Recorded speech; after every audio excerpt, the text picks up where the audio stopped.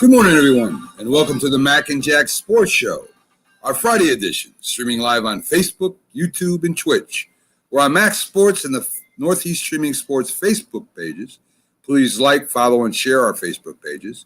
Subscribe to the Northeast Streaming Sports YouTube channel for all the great Northeast Streaming Sports shows. We're also on Instagram and Twitter. Our website is nessp.info for all information on all our shows, guests, bios, information on sports, stores, and links to those sports. I'm Mac with your co-host, Jack Hirsch, legendary boxing writer and former president of the Boxing Writers Association of America, together bringing you national sports with special focus on Northeast professional sports from New York, Boston, and Philly. Good morning, Jack. Good morning, Mac. How are you? I'm doing real good, Jack. We've got a lot of stuff coming up today. We got scheduled on the show today, Byron Williams, former NFL wide receiver, will be giving us NFL update. We have Keith Engel from TGI Sports Talk giving us updates on the Knicks, the Yankees, the NCAA, the Patriots. And we also have Brady Tinker from A Cowboy's Life coming on. He covers the Dallas Cowboys. He's a Dallas Cowboy analyst. He'll be on later in the show, too. And we got a special guest. Tomorrow we got our debate show, and Sunday we got our football show right now called This Week in Sports with two-time Super Bowl champion Jim Jeffcoat. But Wednesday, Jack, we got a big surprise for everybody out there. We have from ESPN's First Take and also a boxing commentator and analyst, Max Keller, coming on Wednesday at 8:05. Max Kellerman. Yes, Max Kellerman.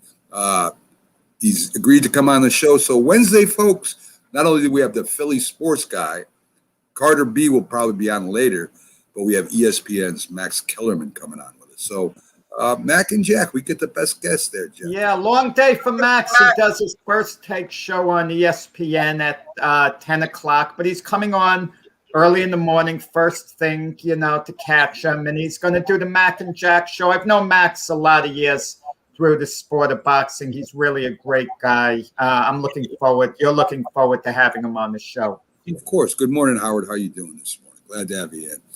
So, Jack, let's get to a little bit of sports. We normally do an NBA review, but there's really nothing to review and recap.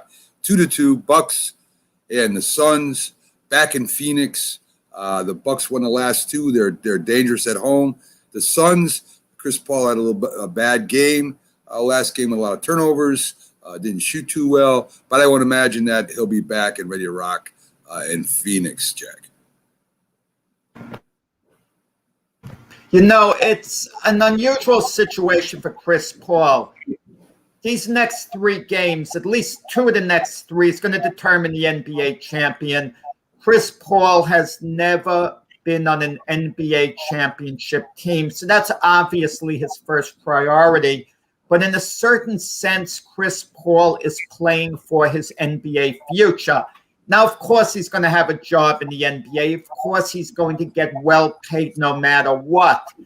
But if Chris Paul should perform like a superstar and for a couple of more games and the Suns win the NBA championship and he's the finals MVP, he's going to get a max contract, probably from the Phoenix Suns. If not Phoenix, another team is going to sign him to whatever the max is they can give him.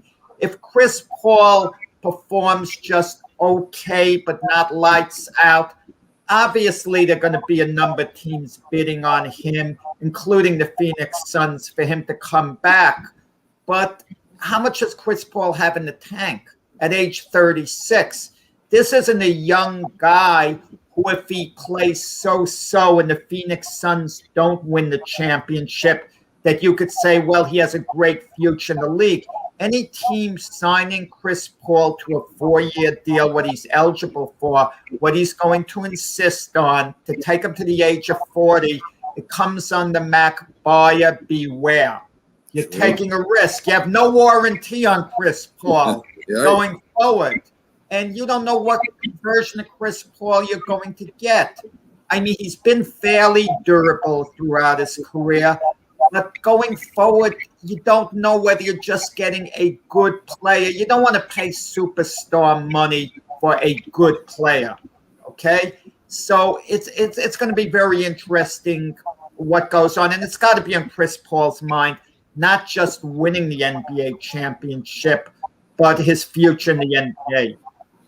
Yeah, Buck Flair comes in with his contract now. If he opts in, $53 million guaranteed, 1 year if he stays. But he wants the few years. He wants the 4-year deal. Right. I agree. Good morning, Buck. Glad to have you aboard. Jack, everybody's been talking about the Simmons. Who wants Simmons? What would you say to a trade? Of course, 76ers would have to sign Chris Paul. But what do you think about a trade for Simmons for Chris Paul, almost straight up? They would pick up. Well, they can't. It wouldn't work, Mac. Let me say point blank, it's not going to work for a simple reason. Doc Rivers is the Philadelphia 76er coach. He coached Chris Paul for years with the LA Clippers. Chris Paul, by all accounts, isn't the biggest Doc Rivers fan. So I don't know about the chemistry there. So right off the bat, just based on that, Mac, I have to cut in and say, no, it just wouldn't work. Well, money can hide a lot of the problems between people. The 76ers definitely need a guard. Definitely need a good point guard. I mean, Curry's okay, but you're talking Chris Paul, and it sure wouldn't hurt Phoenix has enough scores, a good enough team that little defensive, his athleticism would surely help them. So, I mean, we're talking about Simmons everywhere. Yeah. Why not? That's all. From the Sixer viewpoint in Simmons, the Sixers could move Simmons wherever they want. Chris Paul's going to be a free agent. He can sign the 4-year extension with Phoenix, and then they can trade him, work something out. They can do a sign and a trade. But I would imagine Chris Paul would have some type of no-trade clause in his contract if he's signing a 4-year deal with Phoenix. Yeah. Or to go to a limited amount of teams. Chris Paul can technically go to a number of appealing teams. Definitely, Jack. Definitely. So I can't see him wanting to go there. Yeah. They could use Chris Paul. He would help the 76ers. But I'm going to tell you, Ben Simmons is one of those players. You trade him away, and then you wonder why you didn't wait on him. If he truly fulfills his potential, he's so much younger than Chris Paul. What is he like? Oh, he's a ton of years younger than Chris Paul. And what is he, about 13, 14 years younger than Chris Paul? Yeah. Just off the top of my head. And I just don't see it. I mean, it's not such a bad idea per se, but the chemistry with Phoenix, Chris Paul fits so much better into the Phoenix Suns than Ben Simmons was. So for Phoenix, they'd be getting a great talent, but it doesn't make sense team-wise for them either. Okay. Bradley Beal is out of the Tokyo Olympics, Jack. Health and safety protocols.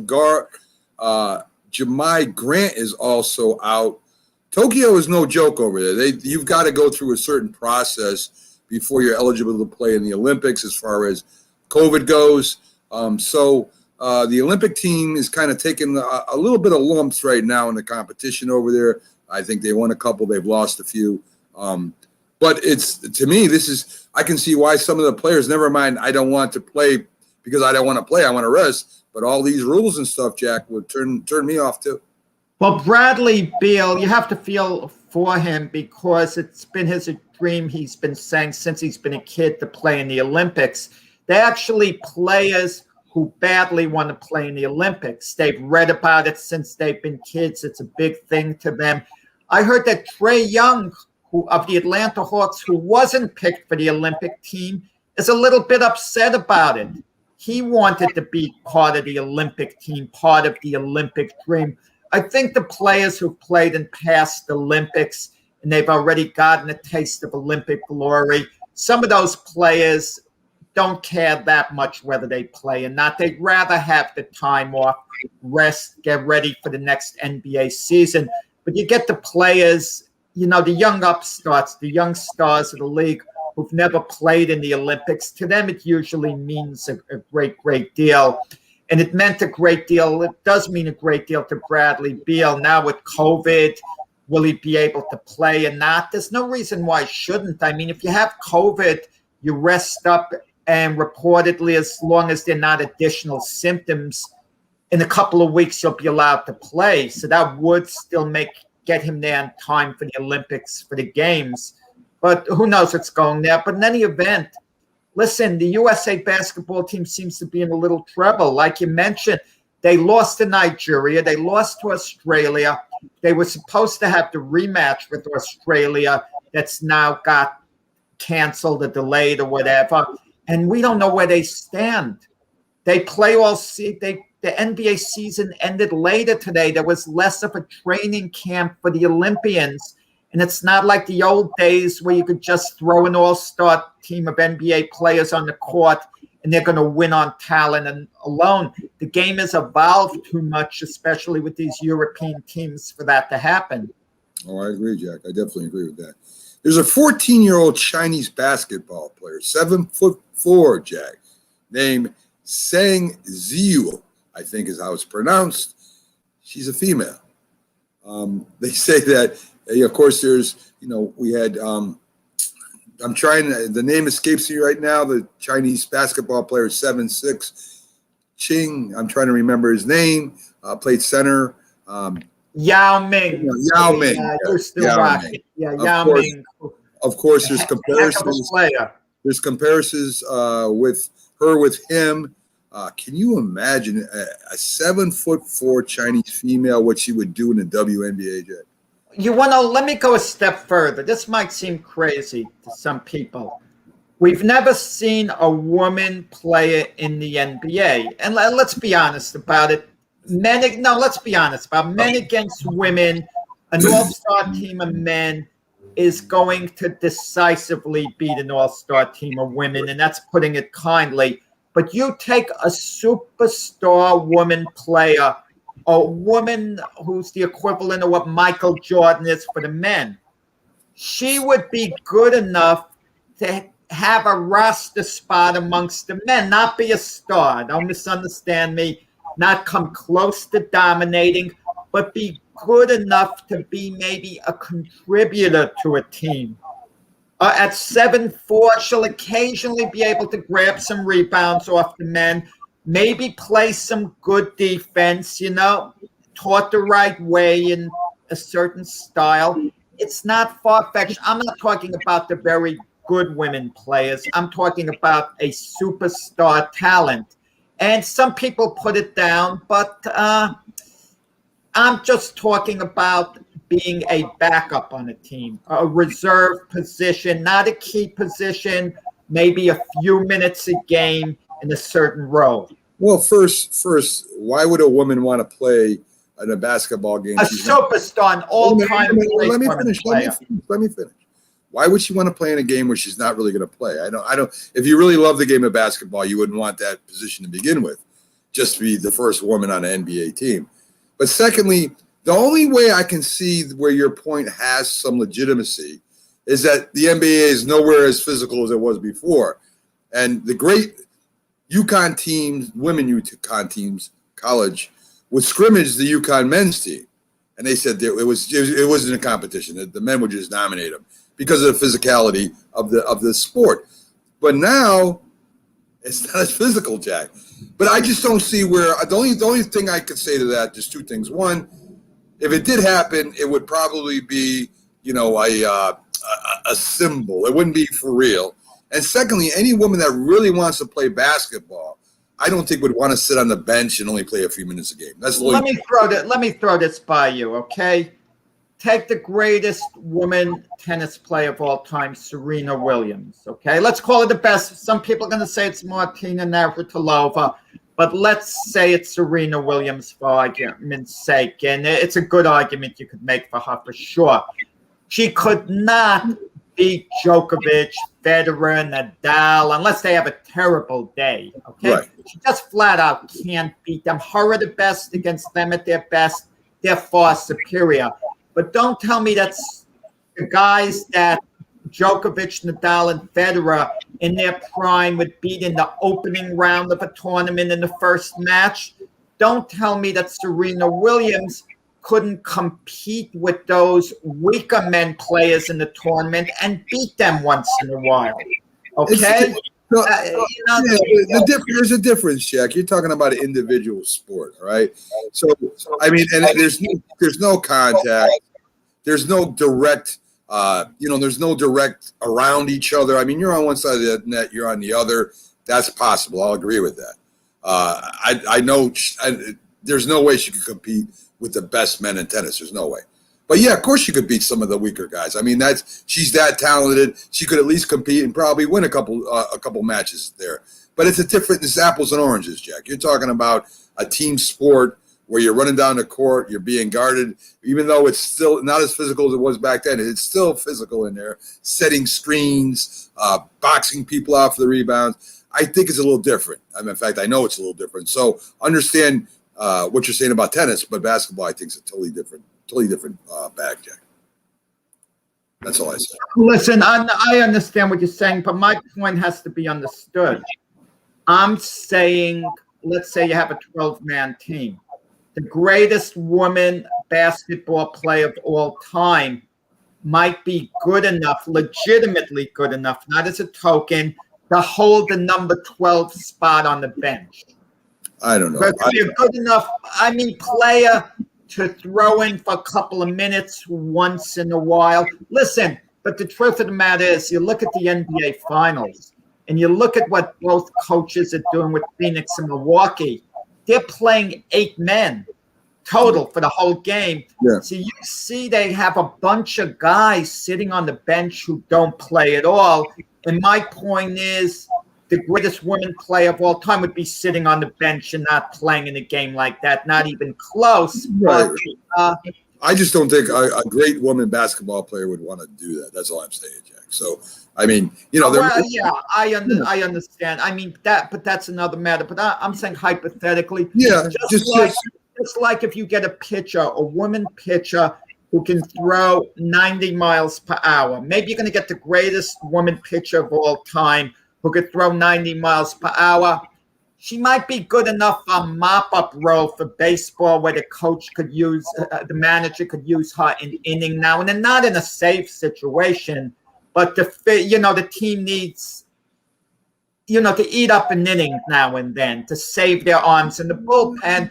It could be good enough to get in there in that role on occasion. That's just a token, Jack. That's not even real.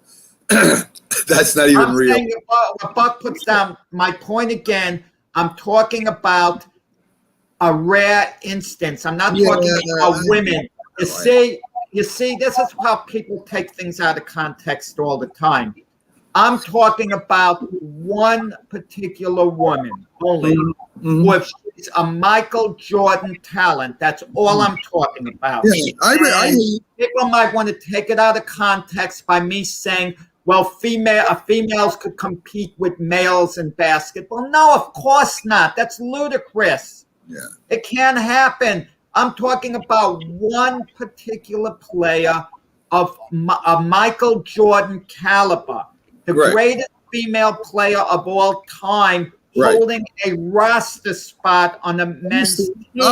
Jack, I get you. It should be good enough to be be the 12th player on the team. That's all I'm talking about. I still think, Jack, that would be a token or symbolic because she's not going to play. Why be there? I mean, see, there's, as Buck said, there's many NBA caliber players that don't make teams, right? They don't. I mean, they could be the 12th man, 10th man, whatever.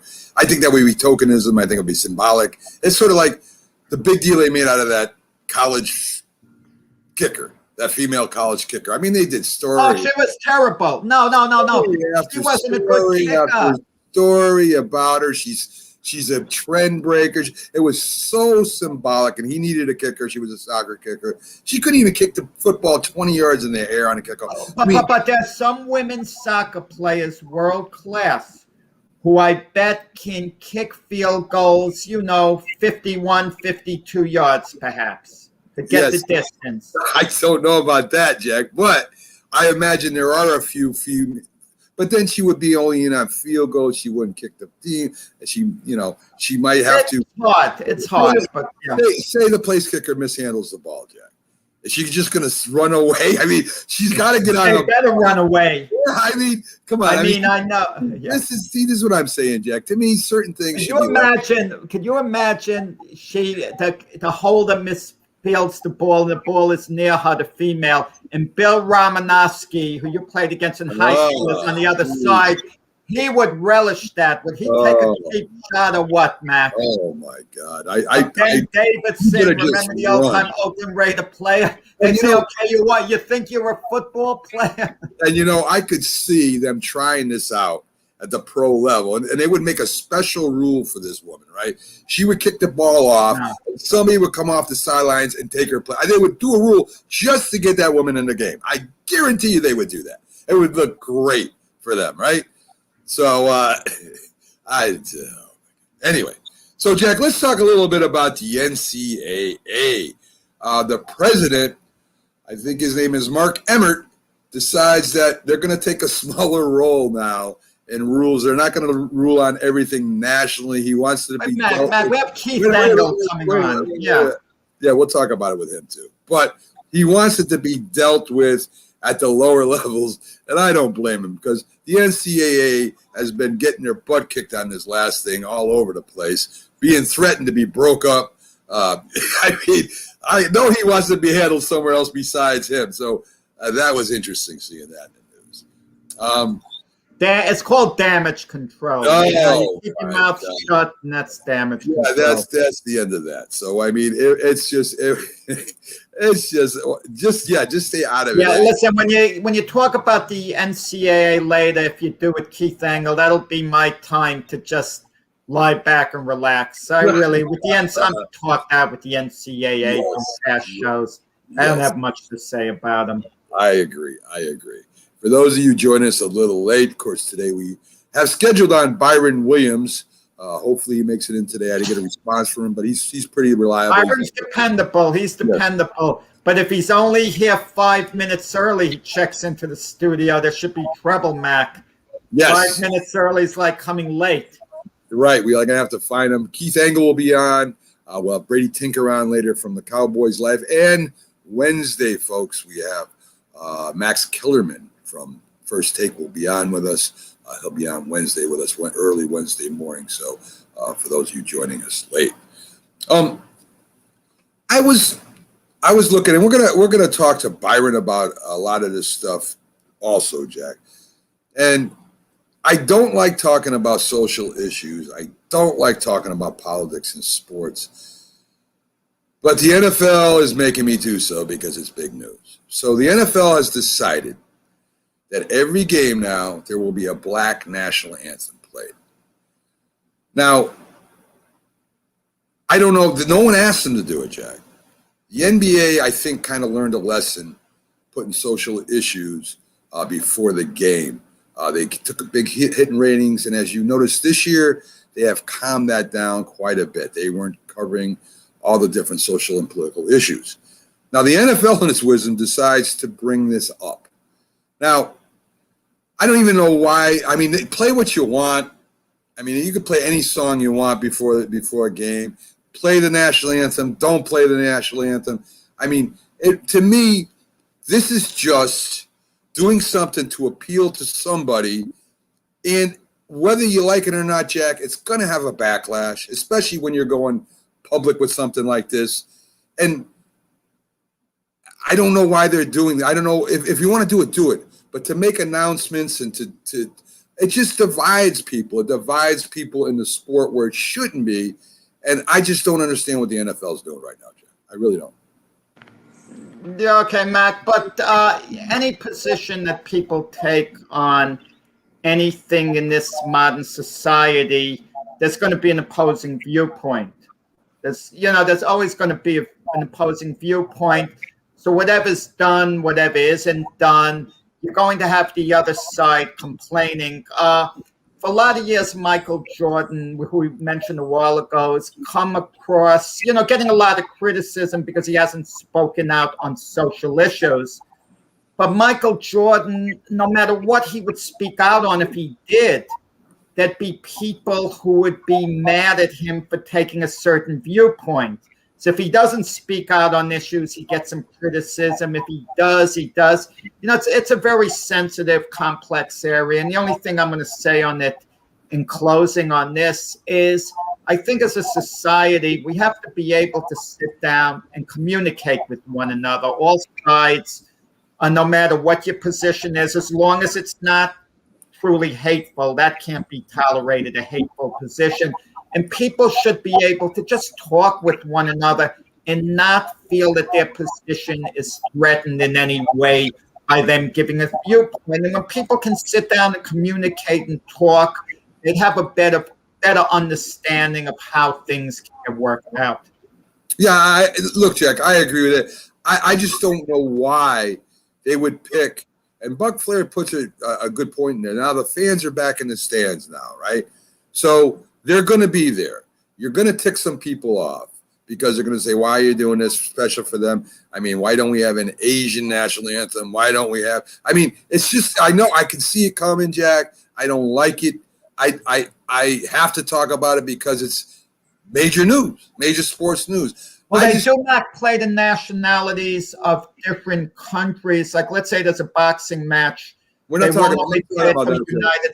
I'm not talking about that. I'm talking about the NFL here in the United States.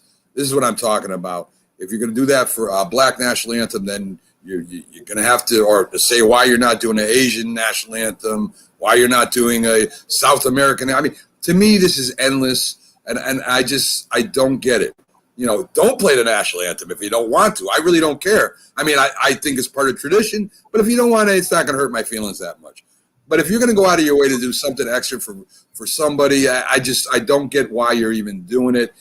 I haven't even seen anybody say anything about it. And that's the only thing that bothers me. I think they're trying to make a statement, and I don't know why, Jack. I just don't know why. And that's the only thing that bothers me. So I'll leave it at that. So, Jack, I want to get a little bit to Byron hasn't come in yet. And if he doesn't come in another few minutes, we'll go ahead and do his spot for him. So I want to do a little bit of this day in sports history early because we have had a problem getting to it late in the show because our shows have been going on so long. So we'll do this for the people that come in early. This is what we do, folks, at the end of shows when we have time. It's this day in sports history and great events that happen in sports. So let's see what we got here. Joe DiMaggio was 3 for 4 on this day in history. In his 56th straight game hitting, Jack. Not only does he get a hit, he goes 3 for 4. And I bet you're going to tell me about what happened after he didn't hit for that one game. I wish we had a statistician right now who could get us this info very quickly. How many of the 56 games when he had his hitting streak where he had only one hit? I do know this. When he had his 56-game hitting streak, it was broken by Kenny Keltner, the Cleveland Indian third baseman who robbed Joe DiMaggio with 2 hits. Now, after that game, when his 56-game hitting streak was broken, Joe DiMaggio hit in 16 straight games after that, 16, meaning had he not gotten robbed of the hits and it hit successfully in 57 games, and then you add 16 on top of that, that would be a 73-game hitting streak. Yeah. That would be insane. No one would get within serious sniffing distance of that. 56 games, it's held for 80 years. 80 years, that record. But can I see it getting broken? Yeah, I can see it getting actually broken at some point. It is doable as hard as it is because it has lasted 80 years. But 73 games, forget about it. It would be like Cy Young's 511 wins.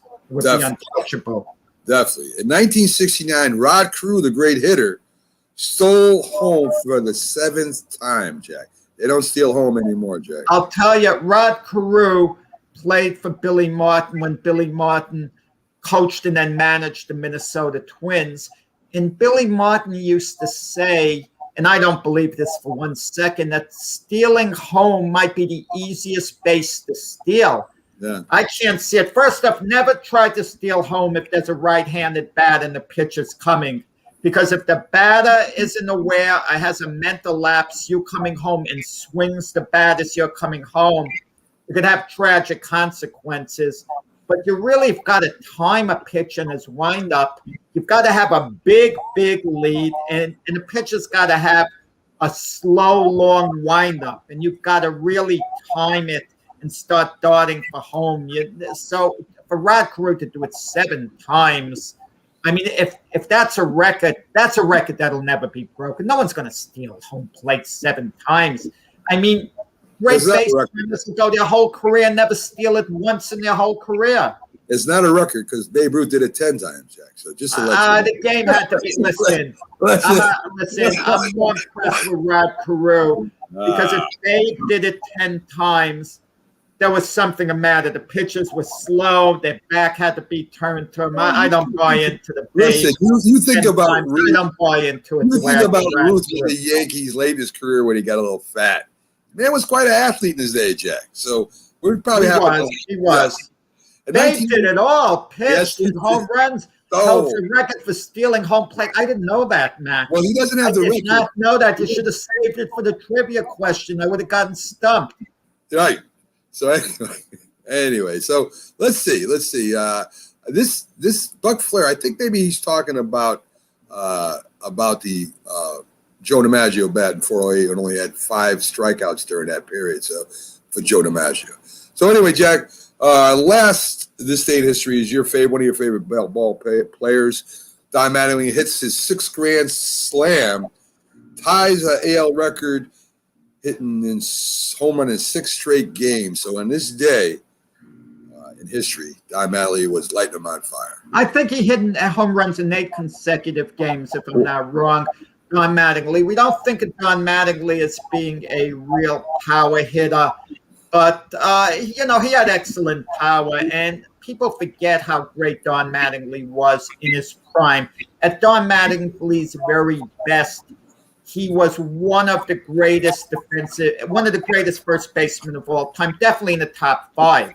Yes. And I put him ahead of a lot of other great first basemen for the simple reason Don Mattingly defensively, there was no one better defensively as a first baseman than Don Mattingly, with the possible exception, let's say, of a Keith Hernandez. I mean, Don Mattingly, let me put it another way. Don Mattingly was pretty much as good defensively as any first baseman that ever played the game. And you can make an argument he was even better than Keith Hernandez.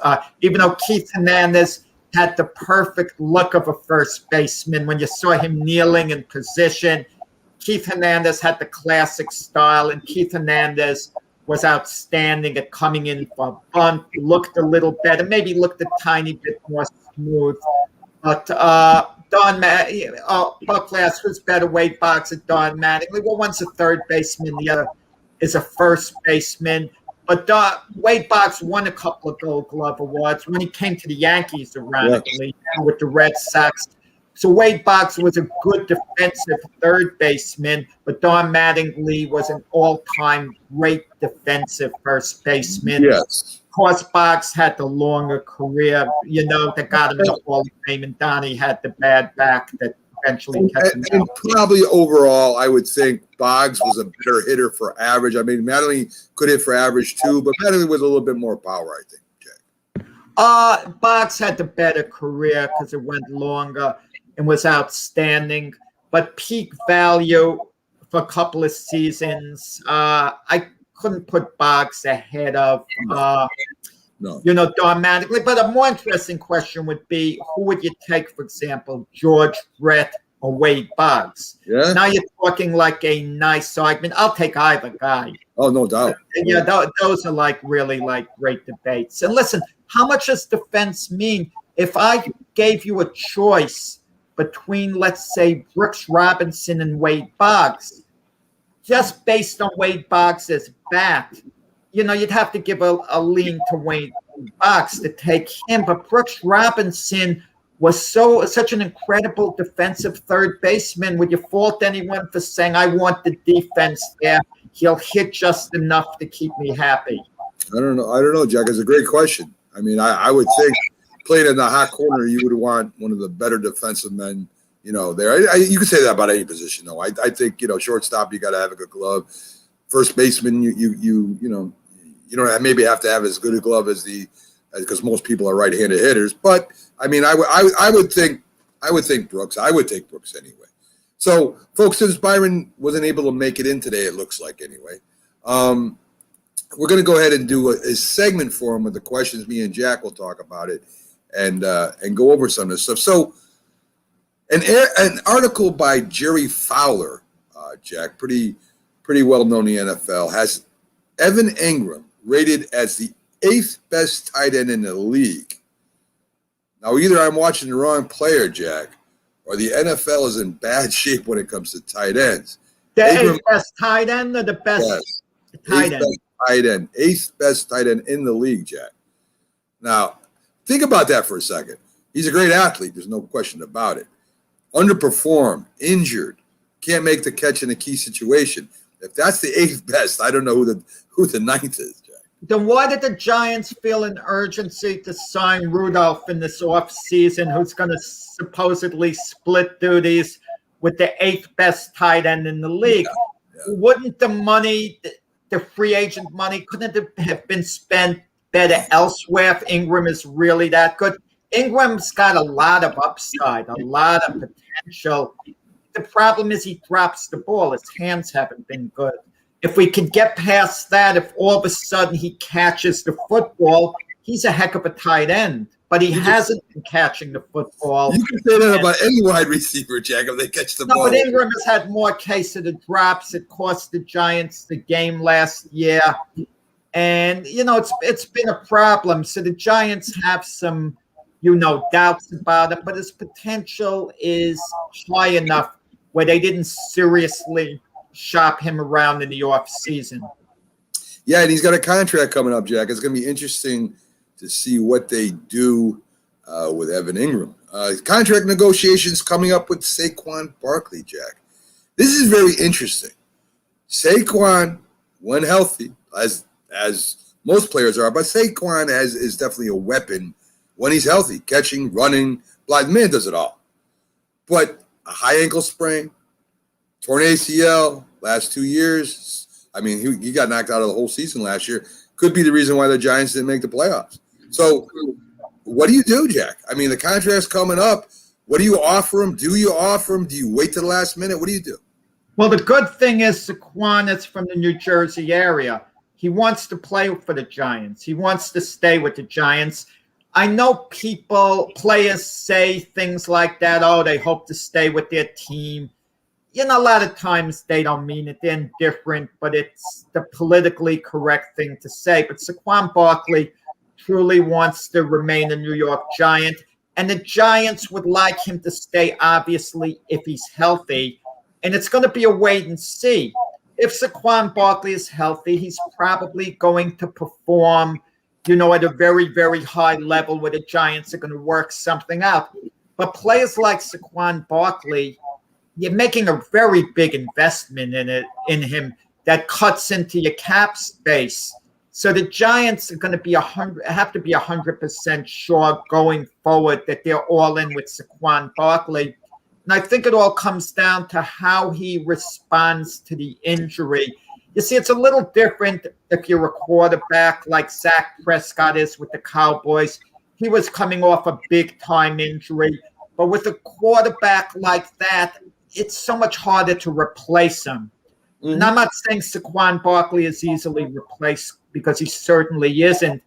But there are a number of things you can do to fill in the gap if you lose a Saquon Barkley. But if it's a franchise quarterback like a Dak Prescott, your options are a lot more limited. So the Giants are going to wait and see. And if he shows in the early going and training camp that he's really healthy, he's back to his old self, he's cutting, then I think they're going to get the deal done. But if there's any apprehension on the Giants' part, they're going to wait. They're going to have Saquon Barkley have himself prove himself all over again. Well, if you think about it, Jack, right? If you get two good running backs, it's going to cost you not anywhere close than it's going to cost to sign Saquon. Now, don't get me wrong. I love Saquon Barkley. I think he's a tremendous individual, one of the best running backs in the league when he's healthy, probably top 2, top 3. He's that good. But with that injury, now you're saying, well, they got to wait and see. Let's throw this at you. Here's the scenario. Saquon does really good. He runs for the first 5 games for 500 yards, catches the ball, gets hurt. What do you do, Jack? Well, once you re-sign him, that's that. If you have but this is the thing. You mentioned 2 running backs filling the gaps. It doesn't work that way with the Saquon Barkley because Saquon Barkley is something that so very few running backs saw. He's a weapon, a big-time weapon. And when you have a weapon like Saquon Barkley, it elevates the rest of the offense. It makes the defenses adjust to what he potentially could do on the field. And you're not going to get that by filling in the gap. By just having 2 other running backs who could grind them out. They're not going to put the same fear in the defenses that a Saquon Barkley would do. I agree, but if you look at Tampa Bay, you look at Kansas City, you look at Cleveland, Cleveland has 2 number 1 running backs, really. But if you look at the different teams around the league, and we're talking last 2 Super Bowl champions, they didn't have a premier running back. So I'm not saying that Saquon Barkley is not a weapon and a game changer. I'm saying they don't have to sign him this year, Jack. So this year he plays for 5 games, has 500-600 yards rushing, gets hurt. Now you got a decision to make on the next year. What are you going to do as a GM? If he gets hurt again and he's out for an extended amount of time, no, I wouldn't sign him for a long-term deal if he's showing a pattern that he's injury-prone. Absolutely not. But you want to know something? Another team's not going to do it either. They're not going to want to make a big investment in someone that's injury-prone. Look at a former Giant, Odell Beckham Jr. If he was a free agent, there's not one team in the NFL that would sign him to a long-term deal right now for big money.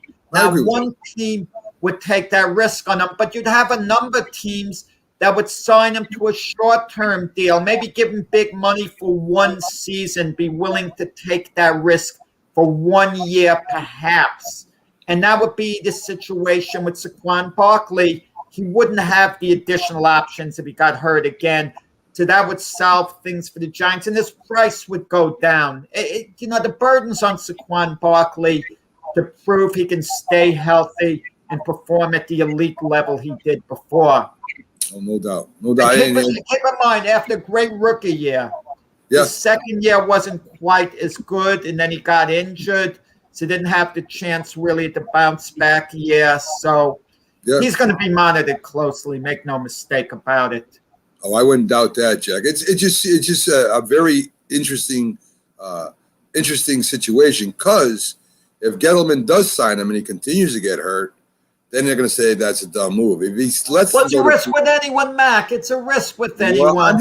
It shows he's healthy. Anyone can get hurt. You can't blame this time. I'm just telling you, Jack, if he does sign him and he gets hurt, he's going to take the fall off for it. If he lets him go and another team signs him and he's healthy and he's running for 1,000 yards for that team, Gettleman's a jerk again. Gettleman is screwed no matter what he does. Exactly. Gettleman can't win. Never mind, he did a great job in the draft. The way he traded with the Bears to get an additional number 1 draft pick for next year, plus get the electrifying wide receiver Tony, coming out of the draft. They threw Gettleman a couple of bones and said, okay, good job, but they'll forget about it if something goes wrong. Gettleman's big decision, I think, the whole Giant organization really is going to be Daniel Jones. This is truly a make or break year. He has to show he's the quarterback of the future. I agree. And we can, that's something we could disagree on how we think he's going to perform. But I think we all have to agree that he's got to show he's the quarterback of the future this year. They can't end this season being unsure about him because this is his 3rd year with the team. So, they've surrounded him with the players this year. They've surrounded him with the support cast. No excuses. I agree. I don't think even if they didn't give him all the players, there would be no excuses. He would have to be the leader of the Giants offense and not be the detriment of the Giants offense. So, Jack, we're going to take a quick break. We got a couple more things to talk about on the other side. Keith Engel is doing about 9, 9, 10, folks. So stick with us. Again, Brady Tinker in at 9:30. Stick with us. We'll be right back after these messages.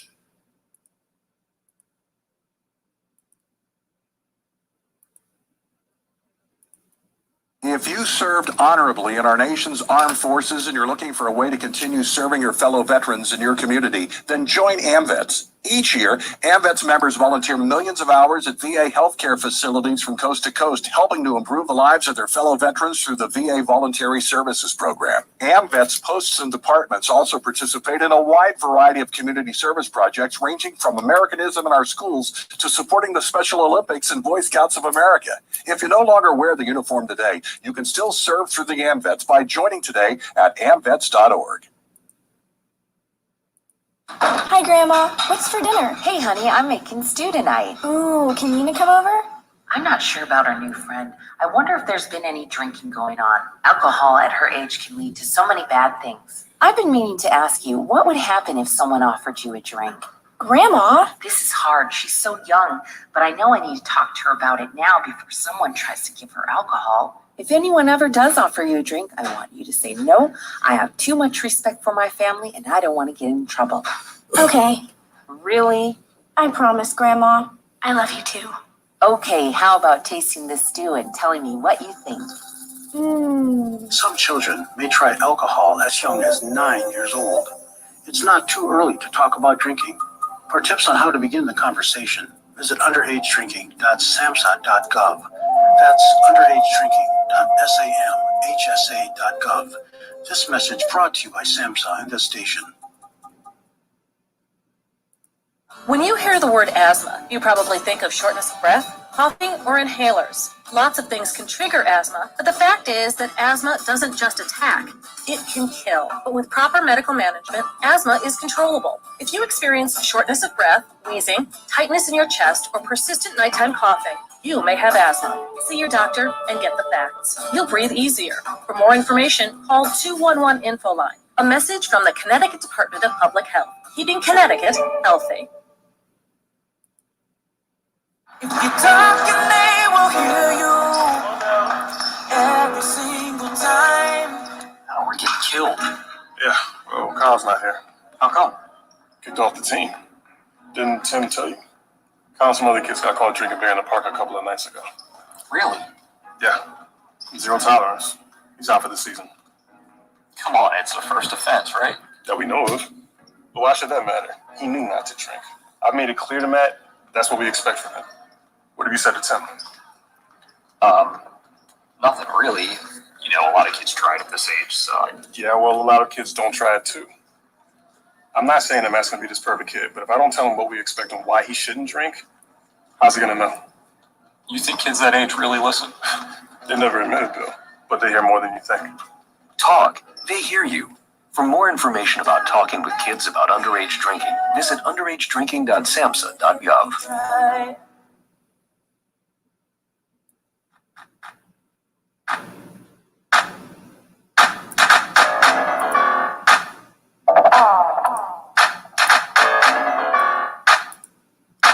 Good morning. You're listening to the Mac and Jack Sports Show on Northeast Streaming Sports.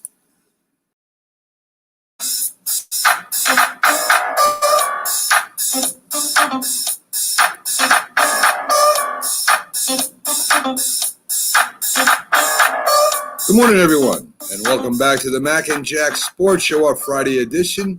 We're on live Wednesday through Sunday, 8 to 10 a.m. I'm your host, Mac, with your co-host, Jack Hirsch.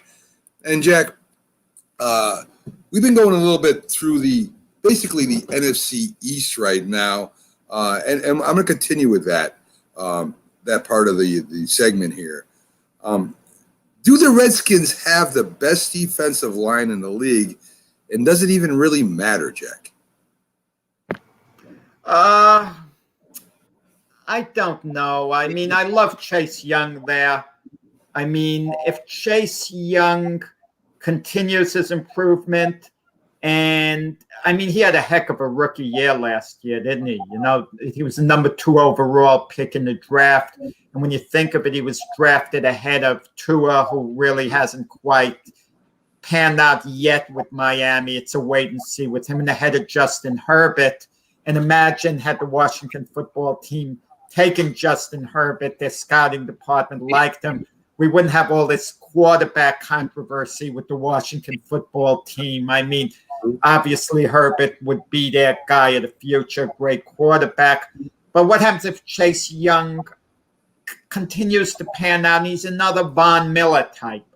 I mean, a or Aaron Donald type. He's going to be a force for years to come and anchor great defense. So, you know, I mean, it all depends. You want to know something, Mac? The cap. I think it's hurt football a lot. I understand the owners do it for the economics because they don't want to have a bidding war, because then they're not going to have parity in the league. And one thing about the NFL, you can't argue, there's tremendous parity for the most part. Of course, you have your teams that year after year, they don't win, like the Detroit Lions, but the Bengals. Yeah, but then moves. Well, the Bengals, you know, the Bengals had a nice run years ago with Andy Dalton where they make the playoffs every year. The problem was they lost the first game of the playoffs every year. So it got to be very frustrating to keep going to the playoffs, getting knocked off. But it's easy to forget even though they don't have a good team now, the Bengals traditionally were a playoff team when Marvin Lewis was their head coach. And it just, you know, didn't quite pan out. But with the cap going on and all the moves made, it's so hard to keep units together for a long time the way it was in the past. Because if you have a great unit, like we talk about the old days, Mac, the fearsome foursome in the of the LA Rams and the purple people eaters of the Vikings. The purple people eaters of the Vikings, if they were together as a unit, one or two of them would have played out their contract, their options, became a free agent, and would have taken the money elsewhere. And the units don't stay together so long, like the Steel Curtain. I mean, Mean Joe Green, Jack Lambert, you know, they would have gone, you know, elsewhere, guys on that unit. It's so hard to keep a team intact. That's what makes kind of Tampa Bay special this year, is that they're managing to bring everyone back. And that's a rarity. Yeah. But in the past, Mac, that was common. The same guys would be together. Lombardi's Packers were together, the same guys all the years.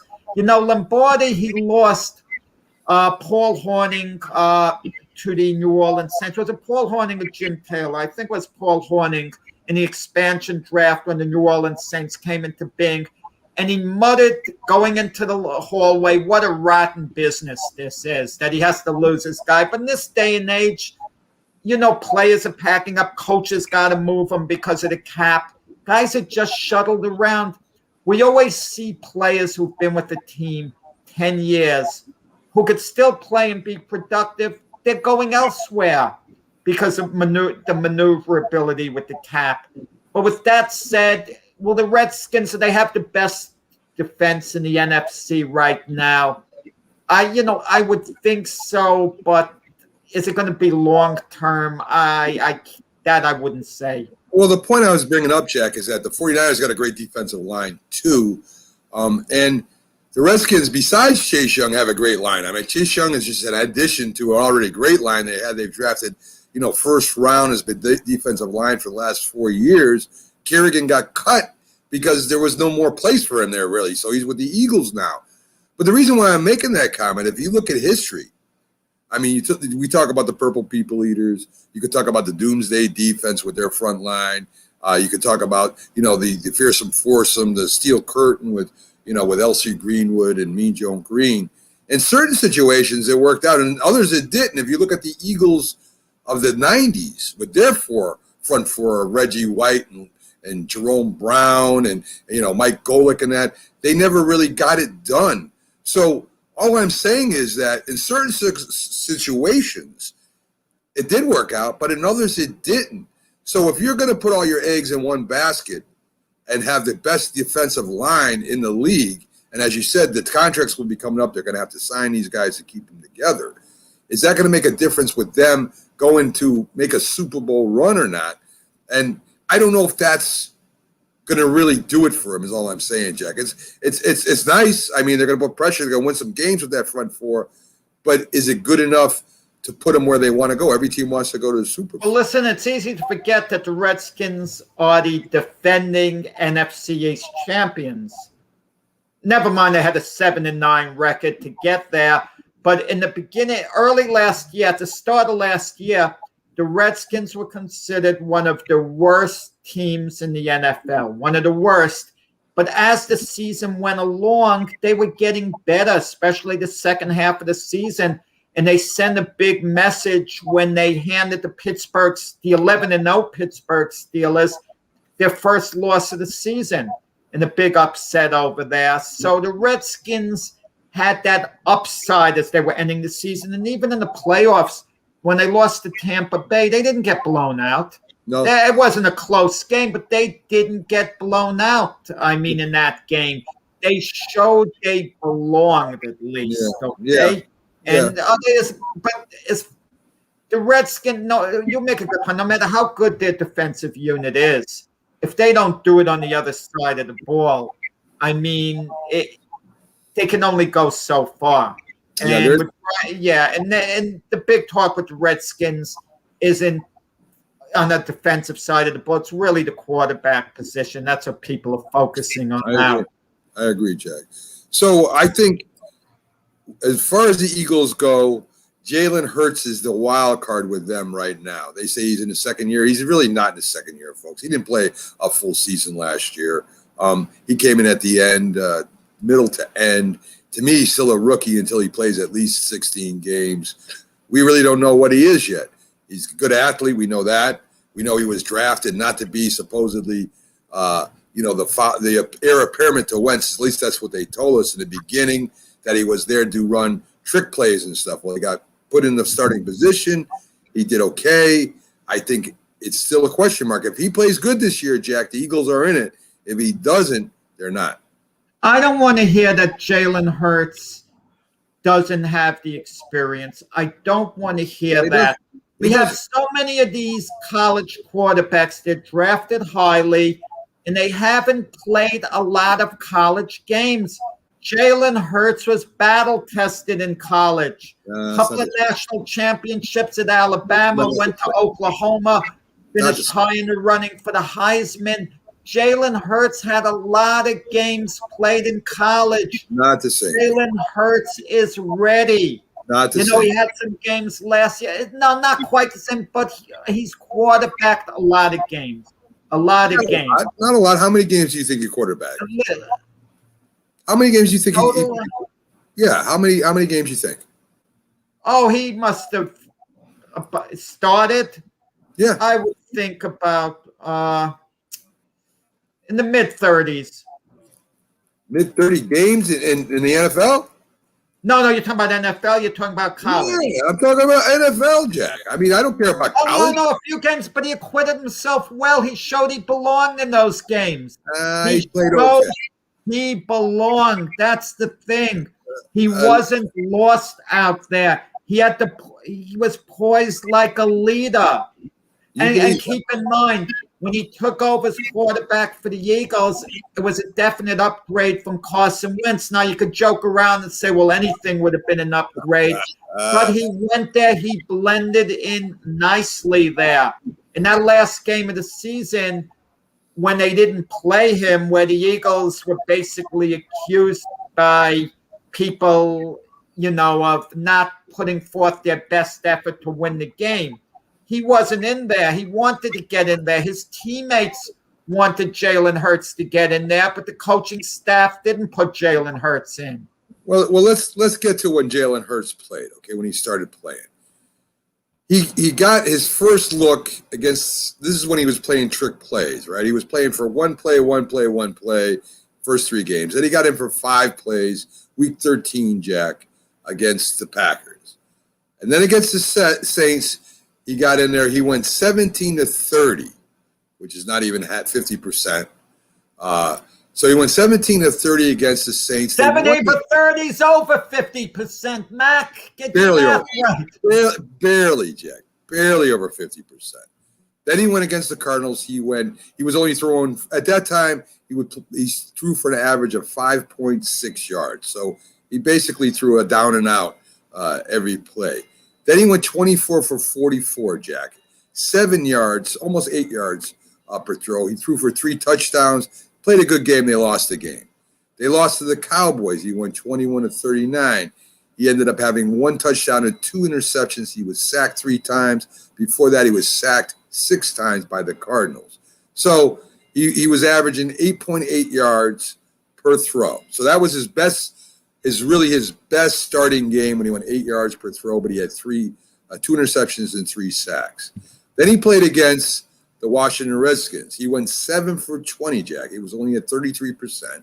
He averaged 3.6 yards per pass, which is about a running back running the ball. 1 interception, 1 sack, no touchdowns. That's his stats, Jack. So he really played 4 games. That's it. He's a rookie, Jack.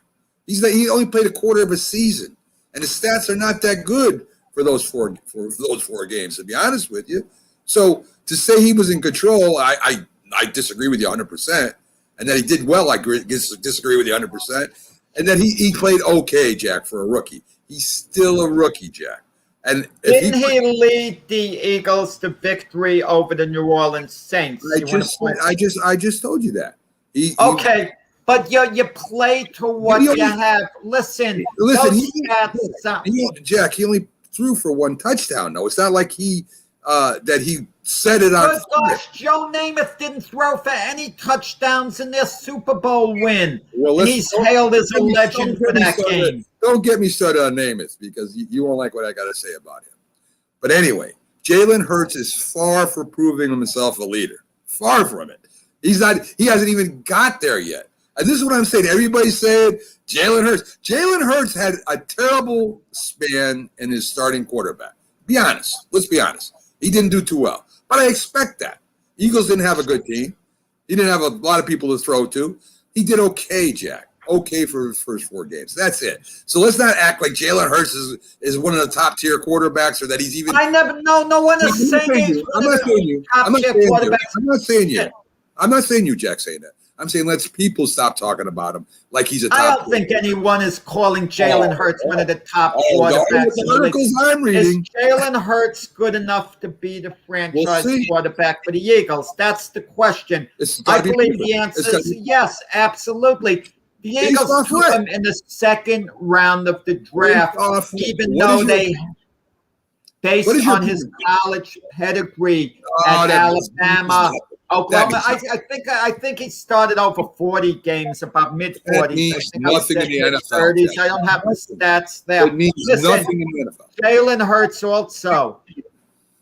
If you need any evidence that he's a franchise quarterback for the Eagles and they feel that way, they moved up in the draft, trading with the Cowboys. They moved up 2 spots. They gave their 3rd-round draft choice to the Cowboys to move up 2 spots to get Devonta Smith. He's the big weapon that the Eagles need. Now, and he played with Jalen Hurts in Alabama. In the 2nd round, they drafted another Alabama player who played with them, Corey Dickerson, who's a guard center for the offensive line. Clearly, they're thinking he's the guy. Well, I'm not saying they not only feel that way, the Eagle organization, based on what they saw him do in college, but based on his body of work in his rookie year. Well, that's their base, Jack. I don't know what they're looking at. He is not close to being an NFL quarterback yet. Not even close. He may be a good college quarterback. He ain't close to being a good NFL quarterback yet. What do you expect him to do?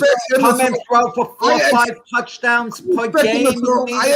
I expect him to throw for a few touchdowns, Jack. The Eagles didn't have such a good offense otherwise. Well, They had neither guys did, injured. neither They did the didn't have Bengals. such a great running game. Neither did the Bengals. Neither did the Chargers. I mean, come on, man. Come on. Let's be honest. Let's be honest. Potential, yes, but there's every quarterback comes in the league has a potential. Folks, backstage right now, we got Keith Engel, fresh off his show from TGI Sports. He seems to always join the show when me and Jack are discussing something that is off the wall and that we disagree on, but that's why we have him on. I could use a break. I'm looking forward to listening to Keith. I want to relax. From TGI Sports, here he is, folks. Keith Engel. I don't know how much of a break you're going to get from me, Matt. What's your name? Jack. Sorry. Yeah, what's your name? Mix you guys up all the time. You're like twins. Yes, we are. We look. Well, let's talk Cam Newton. Let's switch the topic. We Let's will have listen. a little more We will news. more about it. Cam says he has to get it done this year. We It's will. make We or will. break. We will in a second, Jack. Don't jump the gun. Do not put the horse out of the barn before we rope him up. Okay. Slow So your roll, Jack. Slow your roll. yes, because I want to start with the Yanks first. Okay. Of course, COVID has hit.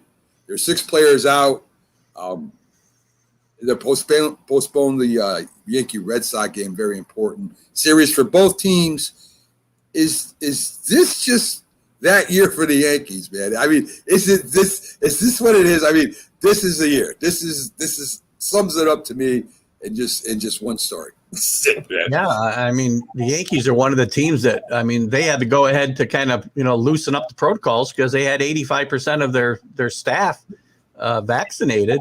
I don't know whether these guys were or weren't. I mean, but maybe Judge brought it back from Colorado. I don't know. I mean, there was some worries about that, but it's a year with the Yankees. Everything that can go wrong is going wrong. And it's, I don't know. Has they said anything about the rest of the series? I haven't heard anything this morning. I know obviously last night's game was postponed. I do not know about the fate of the rest of the weekend though. I haven't heard nothing. I that's as far as it goes. I don't blame the players right now. The whole country is opened up, right? The bars are open, the stadiums are open, the restaurants are open.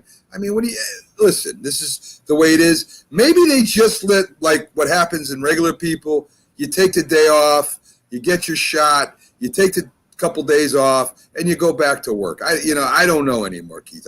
This thing has been, we were all crazy about when it first happened. Now the variant's out, and we're getting it again, and nobody said anything about face masks in public again and stuff like that. I think we're not close to that yet. I hope we don't get to that point again, right? I'm just starting to enjoy myself again. I don't see that happening again. We actually booked a cruise for October. We usually cruise in October and February, and we haven't gone in a year and a half. And we're actually going to go. I really don't blame the players anymore for this. The whole thing is open now, and I mean, you're just gonna have to deal with it. You can't blame the players, I don't think. I mean, there's still gonna be some of these cases are gonna happen, right? And it's a matter of what you've got to do afterwards and how safe you need to be to protect the rest of the players involved and staff in general. But we'll see. That's why you got so many players there. I don't know. Just maybe somebody else has to play. So Jack mentioned the Patriots. I like Cam Newton. I don't know about as a quarterback anymore, but I just like the man. I mean, he comes up and he says, they try to question him about, of course, the upcoming season, the quarterback situation, the pick. Yep. And he says, listen, I've been around football long enough. That was the right pick. That's what I would have done. I would have picked Mac Jones too. They got to compete. He's got to bring his A game. He's got to win the battle. I mean, he says all the right things. The Patriots are a class organization. No wonder why they love him there in New England. I can see why now. I don't know. I don't know what's going to happen, Keith, there. If Cam can be 80% of what he was, he'll start. If he can't, then I guess Mac Jones will be in there. But he calls him mac and cheese. He says he's great. He's got a business attitude. He comes in no nonsense. He's trying to learn from everybody. I'll teach him anything I can help him with. I mean, you got to love the guy. My problems with Cam Newton have never been about Cam Newton, really. I mean, he has conducted himself very well. Everything we read, as you said, the coaches love him. The organization loves him. The other players love him.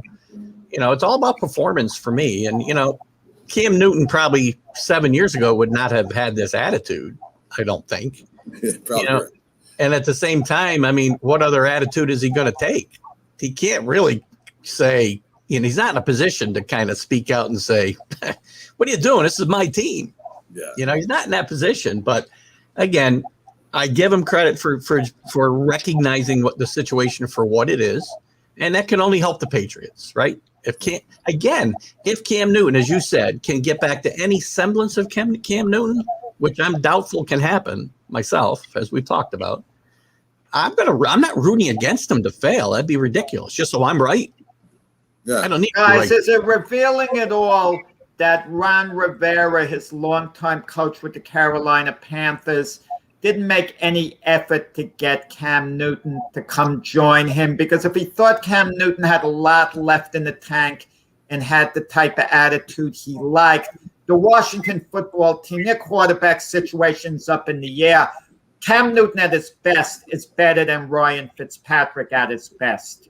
Okay? You would think so. At his best, but right now, Ryan Fitzpatrick is probably a better fit than Cam, But does that tell us something? I don't think so necessarily. I mean, it tells us, it tells me that Cam Newton is not the old Cam Newton, not even close to 80%, as Max said. That Ron Rivera wouldn't even, because as far as I know, they had a good relationship. I never heard anything about a problem in their relationship. But I also think that Cam Newton may not want to go into that situation, and maybe the Redskins organization didn't want him because they got a really young, developing team, and maybe they didn't want a Cam Newton there because they were worried about maybe his reputation and how he would be around those young kids. Where the Patriots still have some veterans to kind of be a buffer between that type of thing, if it was there. And it hasn't shown up, as we just talked about, in a couple of years that he's been with the Patriots. He's been a model teammate.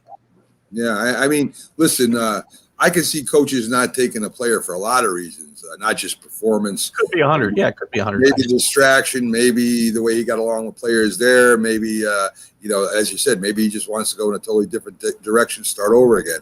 I mean, there could be a lot of reasons. But if Cam was as good as he was, as Jack's saying, at his best, there's no doubt he wouldn't be with the Redskins right now.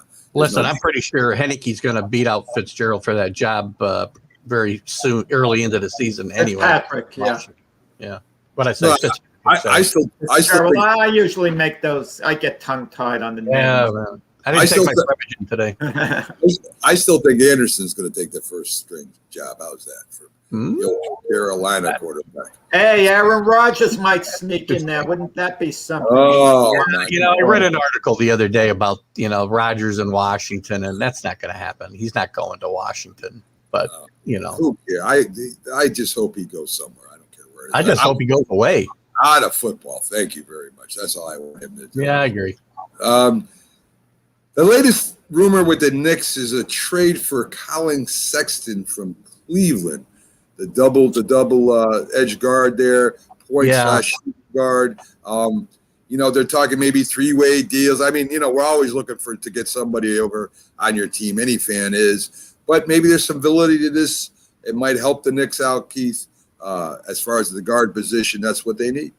Yeah, I'll be honest with you, I don't know a lot about him other than what I read this week. It kind of caught me off guard a little.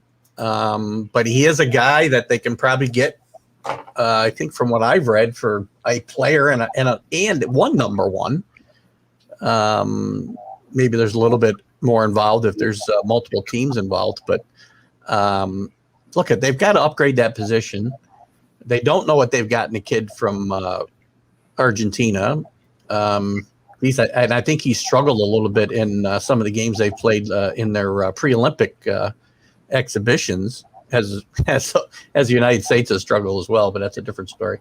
But I think he struggled a little bit. And again, the Knicks don't have a great history with these international guys coming in and actually contributing to a winning team. So Knicks still probably got to go outside the organization, and it's either going to be a Colin Sexton or Damian Lillard is looking less and less likely. I think as we go along, as there's more suitors.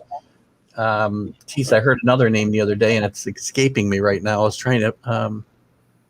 I think it was Aaron Rodgers. No, guys. Colin, point guard. Yes, that was what it was. Can I say something? Colin Sexton Yeah. is a terrific young talent, a terrific young player. Yeah. He has a potential to be another Bradley Beal type, player. He really is good. If the Knicks can get him without, and without having to give up Barrett, you make that deal. You give a number one draft choice, and quickly, if they could do it for something like that, I would jump on it. I wouldn't, waste time. I'd be scared Cleveland would change their mind. The problem with Sexton, though, he's a shoot first type guy. He's kind of has to be reeled in. And Tom Thibodeau, we know, is a no nonsense coach. So at some point, Sexton is going to have to become a company guy, no matter where he goes, because Cleveland normally would not have parted with him, but I'd make the deal if I were the Knicks. It's the type of chance you take to become really relevant. Yeah, and you bring up a good point. And one of the things that I did learn in doing some research about Sexton this week is he's not a true point guard. He's more of a combo guard. And again, the Knicks have guys like that. What they really need is a true point guard. I think. What is a good shooting guard for the Knicks? What's a top shooting guard for the Knicks? Who is it? Barrett? Barrett's more of a small forward. I mean, he's okay. Well, right. He's a combo guy too. Yeah. He wouldn't be. Again, I'm not saying they shouldn't get him. Yeah. Right. But I wouldn't. If it's for a number one, I'd rather be a number one and Kenny Knox. But I doubt that'll happen. But I mean, listen, they need a guard. I'm not giving up Barrett and a number one. I'm not giving up Barrett either. I think Barrett is a tremendous athlete. I think he could be a future point guard or a dangerous small forward. All I'm saying is that if this kid Sexton can shoot the ball well and he can play point guard as a dual thing. I mean, you look at some of the great point guards in history, right? I think our former coach / president Isaiah Thomas could do both very well too, and I would live with that every day of the week. Guys, don't get caught up in the point guard thing. Sexton is a terrific young talent. Get him. Get someone else to play the point. Just get him on your darn team. I get your point. Look, if this was a straight up for a number one, I'd do it in a second. But let's see. Let's see what happens. Yeah, it's just talk right now. So Keith is in the NCAA football, and we're hoping that on Northeast Streaming Sports he gets a show up weekly on this, where he covers the NCAA football because he's where that is in the works and very good. I had conversations like I told you I would the other day. So I'll have more information next week. Beautiful. So I want to take a unique thing with the NCAA. I really don't want to talk about the teams because we know who's going to be in the playoffs and championship anyway. But walk-ons, like in the NFL, there's walk-ons in the NCAA. And here's a few names for you. And Jack, I don't know if you know these guys were walk-ons. I didn't know some of these guys were walk-ons. But talk about players that went on to play in the NFL and be unbelievable. J.J. Watt was a walk-on at Wisconsin. Yeah. You did know that. I didn't know he was a walk. He got a scholarship eventually, like a lot of the walk-ins. Well, same thing with the NFL. You end up playing, but I'm just saying.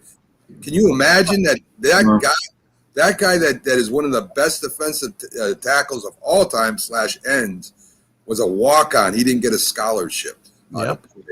Clay Matthews was a walk-on at USC. Great player. You think about this. I mean, Clay Matthews, one of the best Russian. The quarterback was a great outside linebacker. A Hall of Famer, I think. Just a quick word. Fill me in on this. I'm just assuming this. A guy who made the team as a walk-on after he had 1 year playing for them.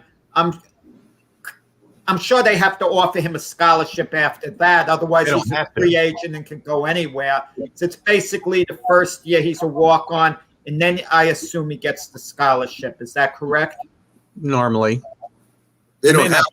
May not be the first year, but they don't have to give it. Well, you don't want, but if they don't offer him a scholarship after 1 year and he's got to basically pay his own tuition, I mean, he's got some other school could go anywhere. Going to offer him a scholarship at that point. So that would be my assumption.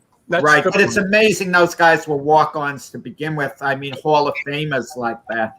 Even Austin Davis, Green Bay's wide receiver, that the former Aaron Rodgers used to pass to from Southern Miss, was a walk-on, and of course Baker Mayfield was a walk-on to Texas Tech. So I mean, guys, we talk about how many people actually, get recruited into the NCAA. It's like 3% of all the high schools around the country. Only 3% get a shot at playing in college via scholarship. And of course, even lower to go on to the pros. I think it's 1 to 2% of the best college players in the country. Here are guys that are not only, good players. We're talking about, Hall of Famers to potential Hall of Famers that, they didn't recruit them. So very interesting as far as it goes with that. Keith, any surprises that you really think? I mean, I want you to be honest. Let's not just surmise and pie in the sky.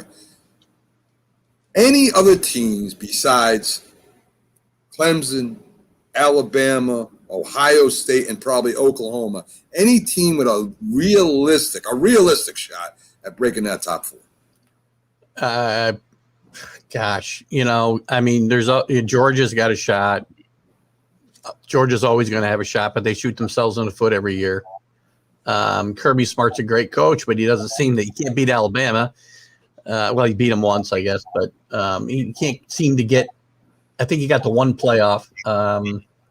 You got to give them credit. There's always going to be somebody that sneak up. I mean, people are always talking up Auburn this time of year, but then they ultimately kind of fall back. LSU. But as long as the system remains in place the way that it is, and there's at least one more year of it, I hope only one more year of it, then probably not. And then once you get into expanding into 12 teams, then more teams are going to have a chance to compete for a national championship.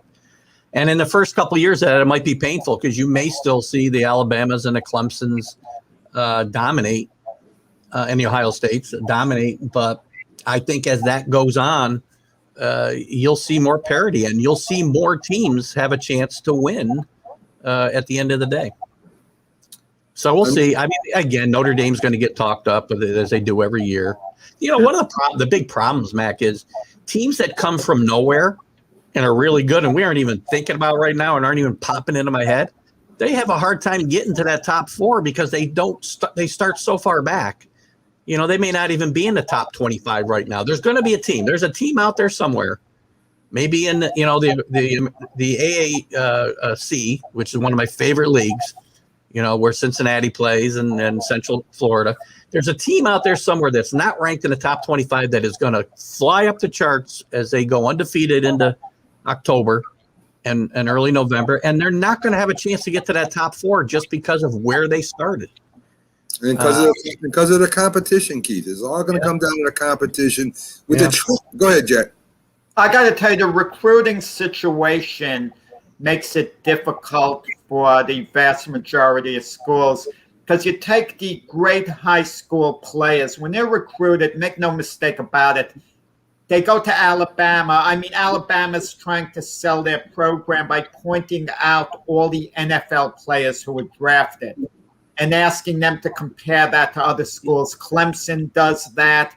It makes it, so difficult. I mean, what kid who's an elite talent would want to go to Cincinnati or Indiana, if they can go to Alabama, Clemson, because they have these dreams of playing in the NFL. Yeah. So I kind of feel teams go on a roll that way, a long-term roll that Alabama, Clemson's on now. It used to be, Michigan State, Michigan, Miami, but it's kind of the balance of power seems to have been shifted. I think the great high school players, they have an eye to the NFL immediately. They don't have an eye to education, their social life at the school. They're thinking of playing in the NFL. And I think because of that, Alabama and Clemson could really sell their programs so much better than the other schools can. They can, but I think as more teams have a chance to compete for championships, and there are guys today that are competitive and they want to play. They're not content to be a third stringer at Alabama and still get a chance at the NFL. They don't want to sit for 4 years and watch their talents waste away, right? They want to go play. That's why some of the Cincinnatis can jump up or the Coastal Carolinas or the Liberties. There's still good players there. They just can't get as many good players. Ask you this, Keith, and I'm asking, do you think some of these coaches, like Nick Saban, for example, tell the kid you're going to play, and then the kid comes there and he's third string? Well, you know, I mean, it probably happens. Yeah. You know, and I'm not going to say that Saban outright lies to kids, and he may think they have a chance to be the starter, but then they start playing and they find out he's not any good, or I got two guys better than him. Well, right. I don't mean Saban's going to lie to a kid. I didn't mean that's the good that. thing. That's the good thing about the new transfer rule, at least for 1 year. I can get out of there. Yeah, they can get out of there without being penalized. So that will help a little bit. I think Jalen Hurts, Mac, left Alabama because of that. Yeah. Oh my God, we're going to talk about Jalen. Well, he was also, yeah, that's true. But he was also graduated too, by the way. Yes, he did. And it's good he did as his career falls apart in the NFL. I heard a little bit about your conversation. And I have to agree with Mac on this. Thank you. I kind of laugh. I get going with Pags a lot. He thinks that team's going to win 11 games, and I'm like, based on what? He loves his Eagles. You know, he loves. He does. There's nothing wrong with that. Jalen Hurts is. I read the stats. Jalen Hurts was lucky to complete 50% of his ball games that he played in. Was only 4. He's still a rookie. Everybody thinks he's like a second-year quarterback. He played 4 games, folks. Let's see what he can do. It's possible he turns into an NFL quarterback. I just don't see any evidence to say it's a sure thing. Not yet.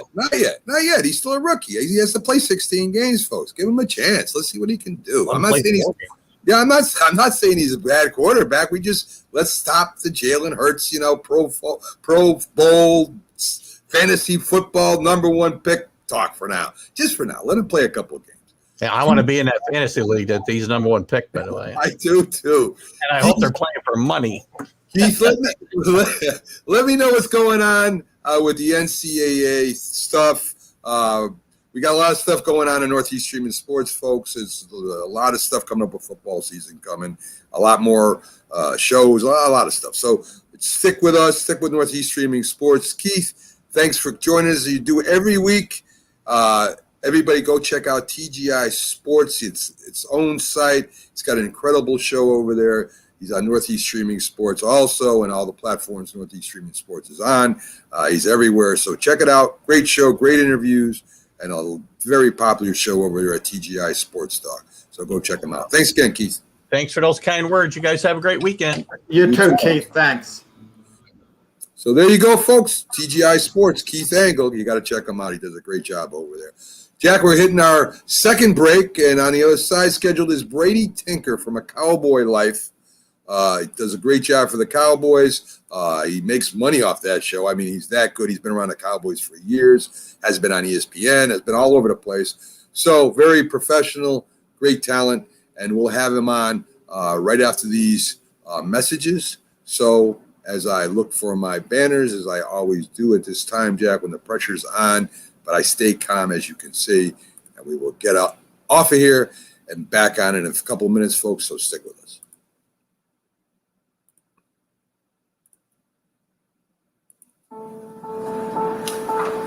We all make choices. When it comes to alcohol, kids make choices whether to drink or not. Bye-bye. Remember, I'm going to Alex's party tonight and sleeping over. Hey, have a seat for a second. Remind me about that party again. And adults make choices whether to talk about it. That's true of parents and every other trusted adult in a kid's life. Kids want to know our expectations when it comes to alcohol and other drugs. They want guidance and honest answers to their questions. And it makes a difference when the message is consistent and part of everyday conversations. So talk with your kids and help lead them on a positive path. Because when you talk, they hear you.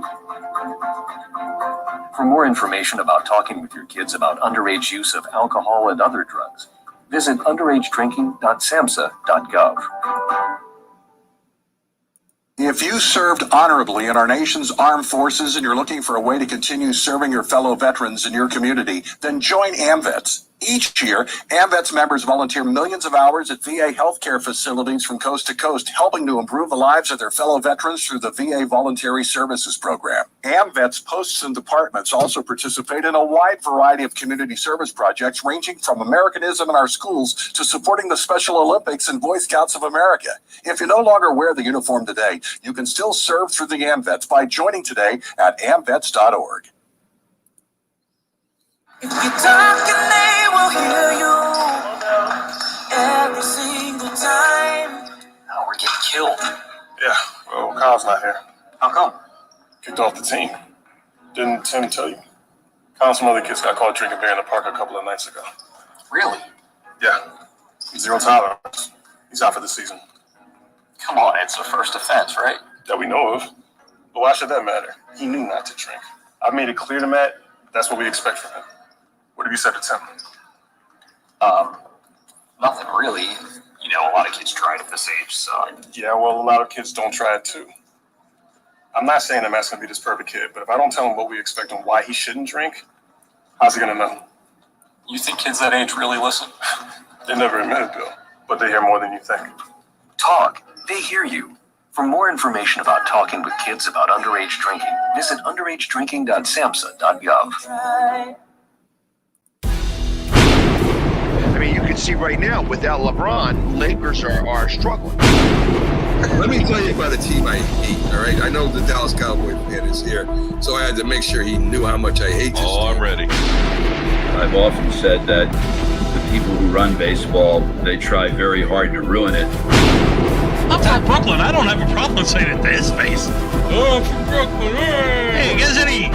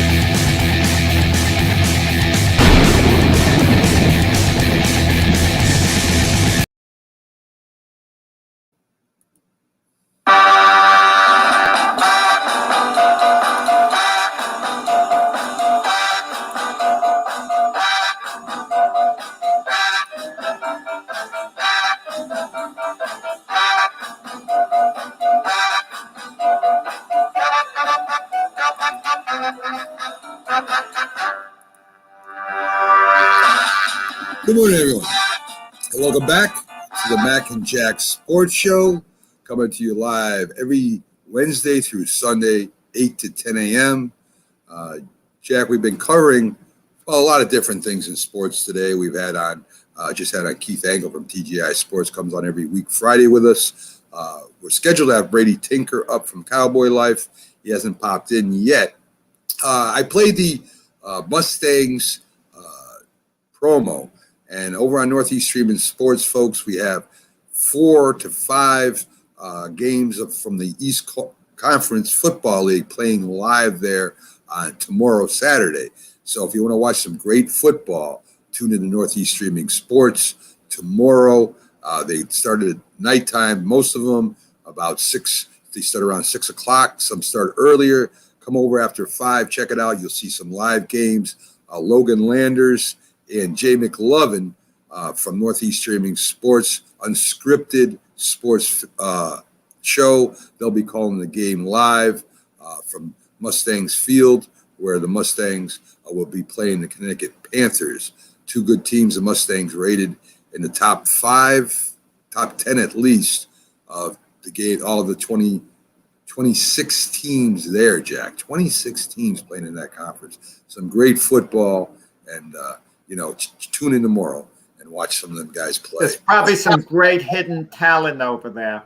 Oh, yeah. I mean, the hits are incredible. They got some really good quarterbacks, running backs, wide receivers, a lot of young kids trying to keep the dream alive, going to higher levels of football, and some even to get scholarships or to get taped to college programs, as we were talking about the NCAA, to send to their athletic directors over there and the coaches. to maybe get a shot at a tryout at one of those teams. So they do a lot of great things over there with the kids, and really terrific football. So tune in tomorrow on Northeast Streaming Sports around 5 o'clock, and we'll have throughout the night, we'll have about 4 or 5 games going live, including, Jack, a newer team that we'll be covering next week. They'll be up live tomorrow too. That's the Connecticut Tar Heels, Coach Tom Chesky. So his team will be called live. Larry Frank from Frankly Speaking Sports will start that, not this Saturday, but the following Saturday, where we'll be calling their game live. So pretty exciting stuff over there on Northeast Streaming Sports, which we are a member of. Folks, go over there to the Facebook page, YouTube channel, follow, like, and share. Please subscribe to this Northeast Streaming Sports YouTube channel. A lot of great shows. We have about 13 now, Jack. We got a newer show in lately, wrestling podcast. They do a great job over there. In fact, they cover things live over there. They do a great job over there, and they have a lot of fun. It's a great, entertaining show for wrestling. So with Brady not being in, let us take a look at the Cowboys, Jack. So the Cowboy offensive line right now is ranked at number 6, Jack. They were 27th last year. A lot of injuries. You know, one of the big ones was Zach Martin being out, the All-Pro, probably Hall of Fame guard. But at least 3 starters were out last year. You could see in the running game, Jack, Zeke had problems running the ball. He got injured last year. He wasn't as effective. And a lot of times when we look at football, we watch the ball, as I've said before. We watch the running backs. We watch the quarterbacks and wide receivers. But we don't watch the offensive line. And I don't care who you are, what quarterback you are, what running back you are. Without a good offensive line, a solid offensive line, your running backs and quarterbacks are in trouble, Jack. Well, the Cowboy offensive line was banged up last year, injured, and that was a big problem that they had. It's funny you mentioned Zach Martin. Jerry Jones can't take credit for Zach Martin being a Dallas Cowboy because he came out the same year that Johnny Manziel came out. And the whole Cowboy draft room, they wanted Zach Martin. They didn't want Johnny Manziel, but Jerry Jones wanted Johnny Manziel. He went over the whole room looking for just one scout to back him up. And finally, Jerry Jones turned to his son, Steven, and mentioned, you have to take a chance to be great, meaning on Johnny Manziel, but they held firm on Zach Martin. And imagine that, taking an offensive lineman over quarterback who you might want. And it turned out to be a brilliant move because, as you said, Zach Martin is on track to have a Hall of Fame career. He's kind of like another Joe Thomas type who the Cleveland Browns took early in the draft, and the Cowboys didn't take Johnny Manziel, and what a smart move that turned out to be. You know, it's interesting, and if you remember last year, the Cowboys fans gave hell to the Cowboy organization when that young offensive line that really hadn't played together and was really a rookie team, when they almost took Andy Dalton's head off, the Washington Redskin linebacker did, and they didn't do nothing. I mean, they didn't even, never mind, fight the guy, or they didn't even go help him up. I mean, they left him down there after he got hit in the head. The linebacker from Washington, I forget his name right now, but he tried to stop it. Looked like it's a hard thing to do when a quarterback's sliding because you want to make the tackle, but he hit him right in the head. He lowered the shoulder and caught Andy Dalton really good. In fact, he got injured and got taken off the field. And the offensive line in Cowboys didn't even go and face off with the guy. Well, certain positions you have to protect. In soccer, hockey, you got to protect your quarterback. Basketball, your goalie there. In basketball, your star player, your franchise player, protect. In football, you always protect your quarterback. He's not the one you ever want in a fight. He's not the one you ever want scuffling with anyone else. If someone roughs up a wide receiver, he can fight back. An offensive lineman, a running back can fight back. You don't want your quarterback. You don't want him fighting back. You're the one who has to fight for him. And if your quarterback's getting banged around, someone has to come to his aid. Someone. And it showed kind of lack of leadership on the Cowboy team. that no one was going to step forward for Andy Dalton, even to just get into a scuffle, and they didn't do that. But I'm sure that's been addressed, and that's not going to happen again with the Cowboys this year. It's just not.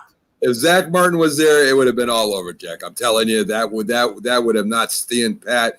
We saw what happened with Myles Garrett when he went after Rudolph and hit him with a helmet. The center, I think it was center or guard for the Steelers, ended up getting Ponce, I think. Yeah, ended up getting suspended, and he said he didn't care. That's the way it is. You know, you're not going to – Got to protect your quarterback. You just have to do it. You can't just watch him getting pounded.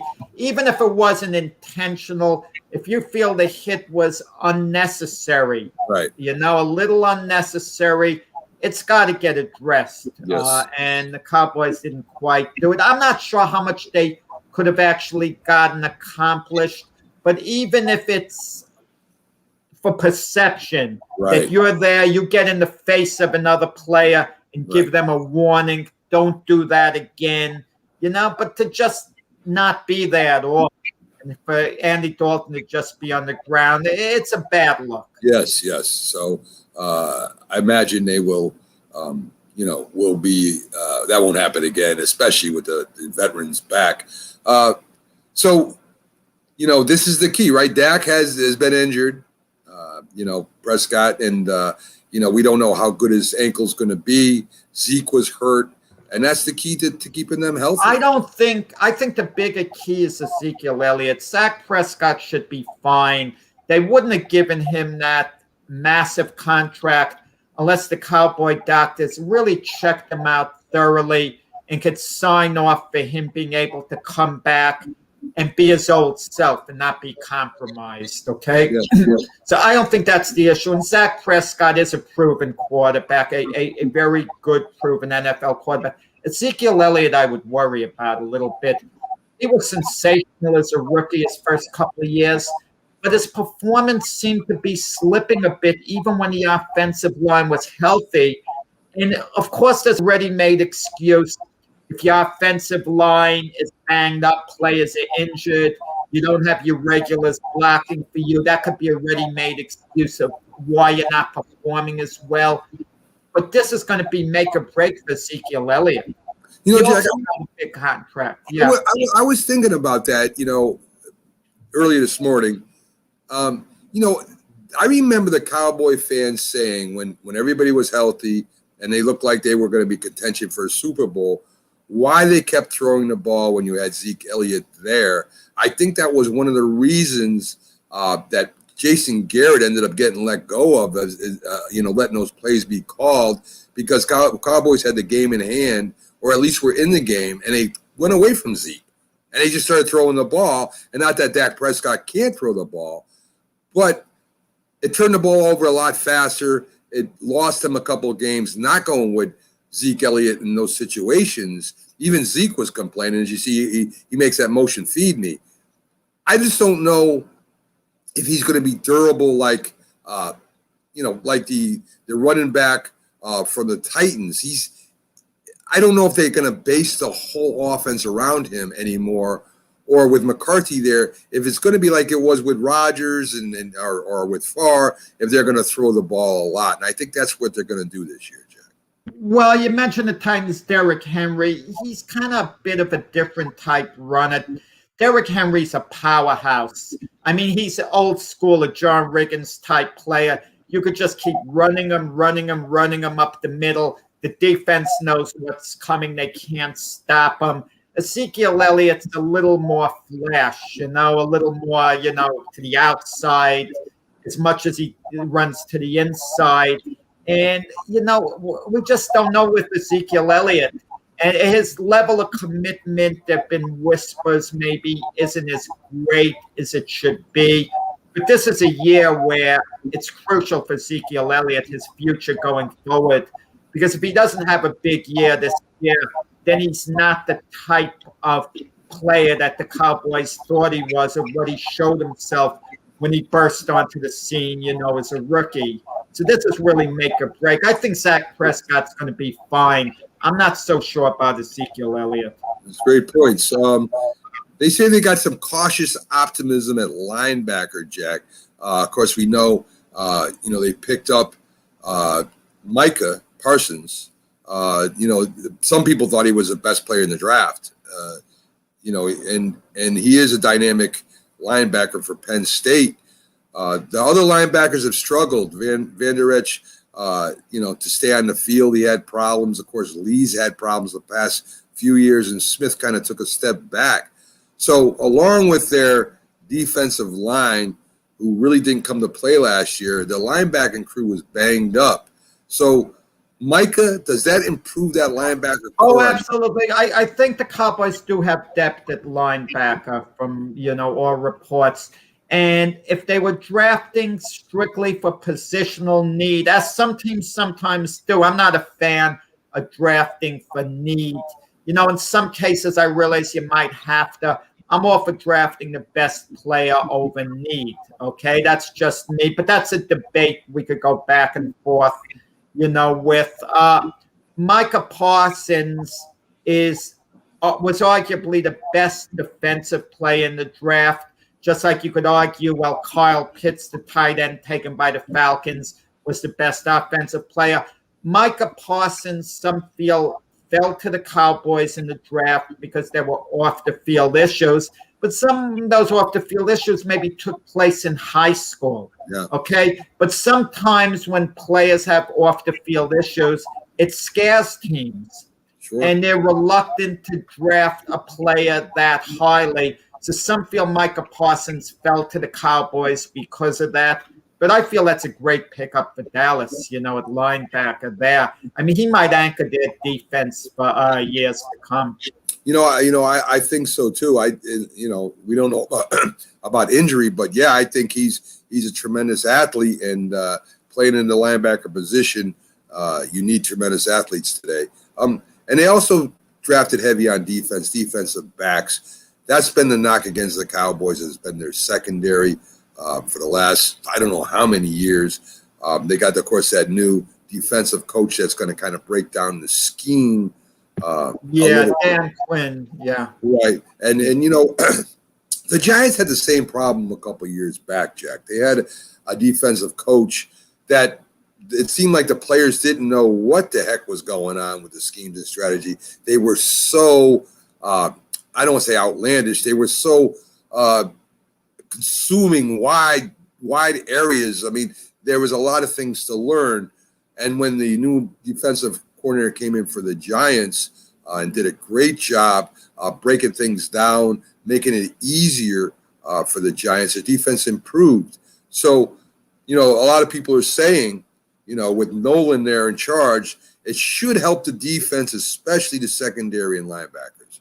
So, well, there's something that people like myself, fans like myself, don't fully comprehend, and I realize it's important. And it has to do even with established NFL players, those who've been very successful. A new coach comes in, he sets up a new scheme. A lot of times they're not going to be as effective as they were years before.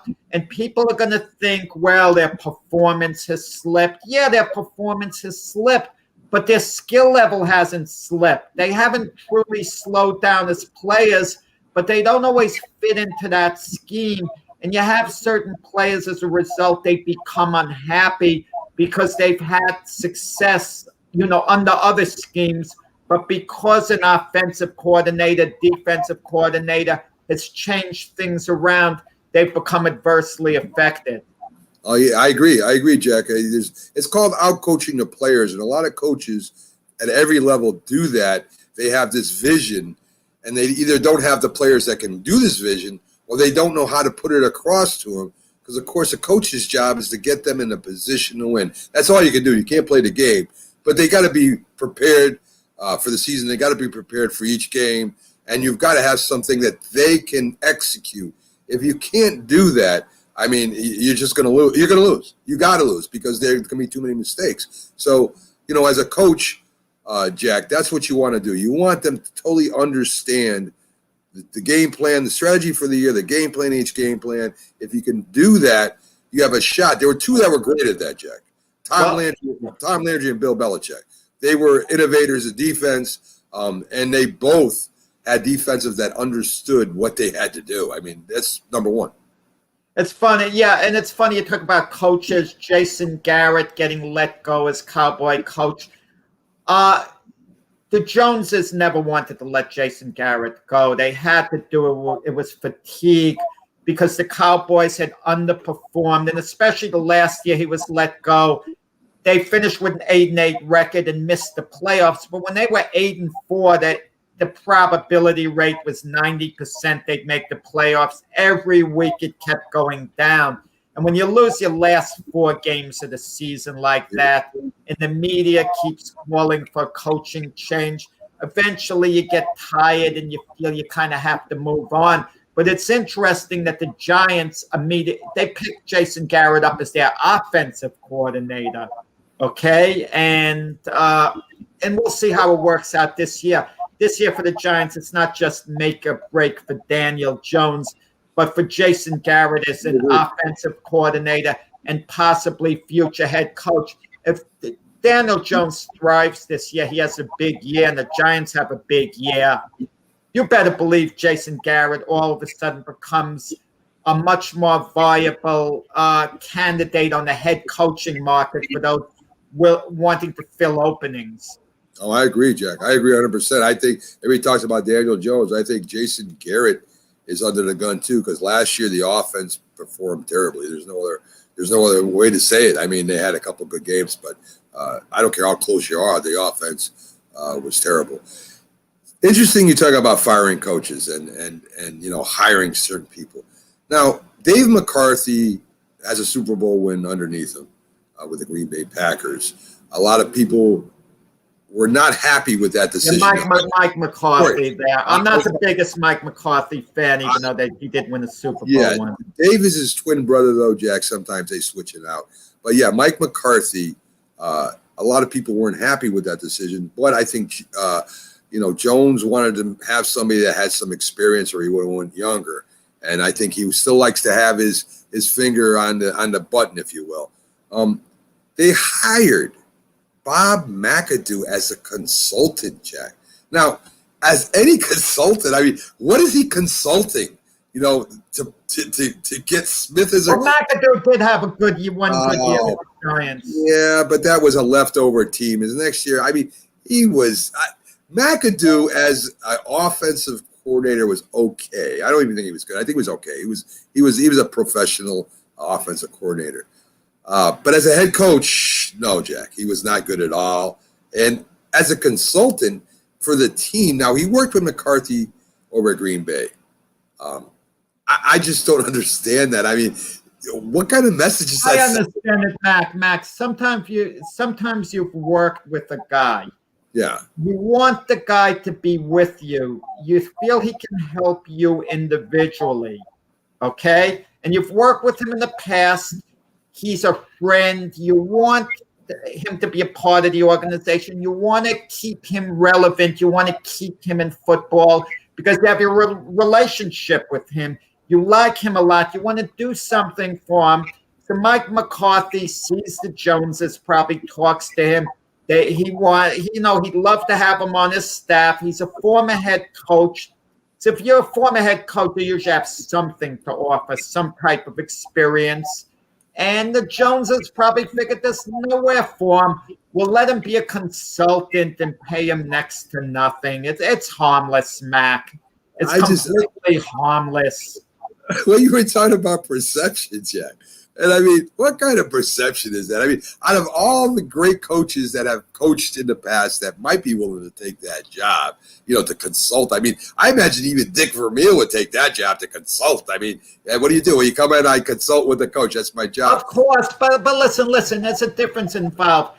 A Dick Vermeil's not going to take a consultant's job unless he feels you're really consulting him, whether he feels he's really helping. Okay, but with McAdoo, just the idea, he's thinking, I want to have my name in football or whatever. Listen, hypothetically, if no one wants to use me as a boxing writer and Ring Magazine says we want you as a consultant for some articles, I'd say, what the heck, why not? You know what I mean? I wouldn't be consulting on anything in reality, but it looks good. You're kind of successful at PA. You're going to the Hall of Fame. Right. But listen, that's like asking, a guy that writes for the local college paper, he's good at that, to ask him to go to a major college and be a consultant writer. What harm's done by someone being a consultant normally? Unless they have a bad name. Unless they have such a bad reputation, their name attached to you is harmful. McAdoo's name isn't harmful. Listen, Jerry Jones a lot of years ago, who was on his short list to be a head coach? Believe it or not, Rich Kotite. After Rich Kotite was a disaster with the Jets. Because Rich Kotite had some success as the Eagle coach. So Jerry Jones, remember the success he had against the Cowboys. So when it came time for Jerry Jones to hire a coach, he had mentioned later on Rich Kotite was on his radar as a possible call by coach. And that's after the disaster Rich Kotite had with the Jets, where they were like 1-15. Listen, Rich Kotite had one good year. The following year, they were 7-4, and they lost the last 5 games, got kicked out of the playoffs. And then he ended up on the Jets and won a resounding 1-15. So if he was on Jerry Jones' short list or radar or whatever you call it, I know why the Dallas Cowboys do not make the Super Bowl. Now I know. Now you gave me the answer, Jack. I know why. I mean, well, he didn't get hired. He didn't get hired, but the idea that Jerry Jones is willing to disregard bad touch. Listen, some excellent coaches have bad years. Bill Parcells wasn't secure after his first year as a Giant coach. Remember, they went 3-12-1. Bill Parcells got fired after that first year. Giant fans wouldn't have complained. Maybe Bill Parcells doesn't get another head coaching job. If he does, maybe he's no more than moderately successful and doesn't have a long career. True, anything can happen, Jack. But Johnny Manziel, Bob McAdoo. I mean, you think Jerry Jones knows a little about football, and sometimes I don't know. Get rid of the guy who brings you the Super Bowl. Jerry Jones is the Cowboy GM, not only the owner.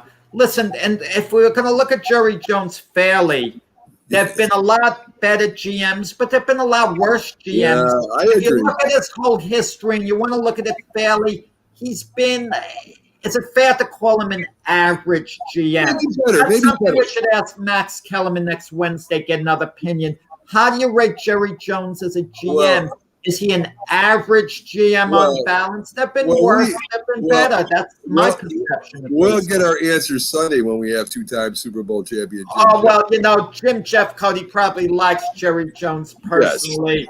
Yes. So I don't know what he, say it. I mean, Jim is a great guy, a knowledgeable guy, but listen, he's a bit of a homer for the Cowboys. Let's be honest about it. I mean, I think, listen, he has no trouble bashing the Philadelphia Eagles for the Cowboys. Jim Jeffcoat, he's a little diplomatic. He might not pick them always to win, but when he doesn't, he's very gentle picking against them. Well, boy, did he put a hurting on the Eagles. Oh, he says he could take the Eagles and put them out on the side of the curve next season. But he'd never say that about the Cowboys. He'd say the Cowboys are rebuilding. Yes. According to Jim Jeffcoat, the Eagles. Just like Byron Williams is when you talk about wide receivers, he's always going to give those guys some slack. Yes, you are correct, Jack. Jeffcoat, I don't know. What they were, 0-10 or something the first 10 games. It was crazy. I was laughing. That was great. So, folks, thanks for joining us on this show. We had a lot of fun, if nothing else. We'll be back. I miss Byron Williams. We love having Byron Williams. I hope nothing happened to him because he's here every week, Jack. And he's tremendously dependable. From anywhere in the car going. We missed Byron Williams, all his great insights. Yeah, no doubt. He'll be back next week. No doubt unless something happened and we don't know. But I guarantee he'll be in touch with me off air. Folks, thanks for joining us. We'll be back with our debate show tomorrow. Got a lot of great topics we're going to be talking about. a lot of thought-provoking, a little bit of locals. I mean, we got a lot of stuff for you tomorrow. We'll be joined by Dr. Paul Semendinger, MLB, but especially a New York Yankees expert. We love having him on. He's very good and very professional, and he's just a great guy. So, folks, tune in tomorrow, 8 to 10 a.m. for the Mac and Jack Debate Show, where me and Jack go at it a little bit, more than we do on this show, believe it or not. And we'll see you tomorrow. So have a great weekend. Tune in tomorrow. We'll see you.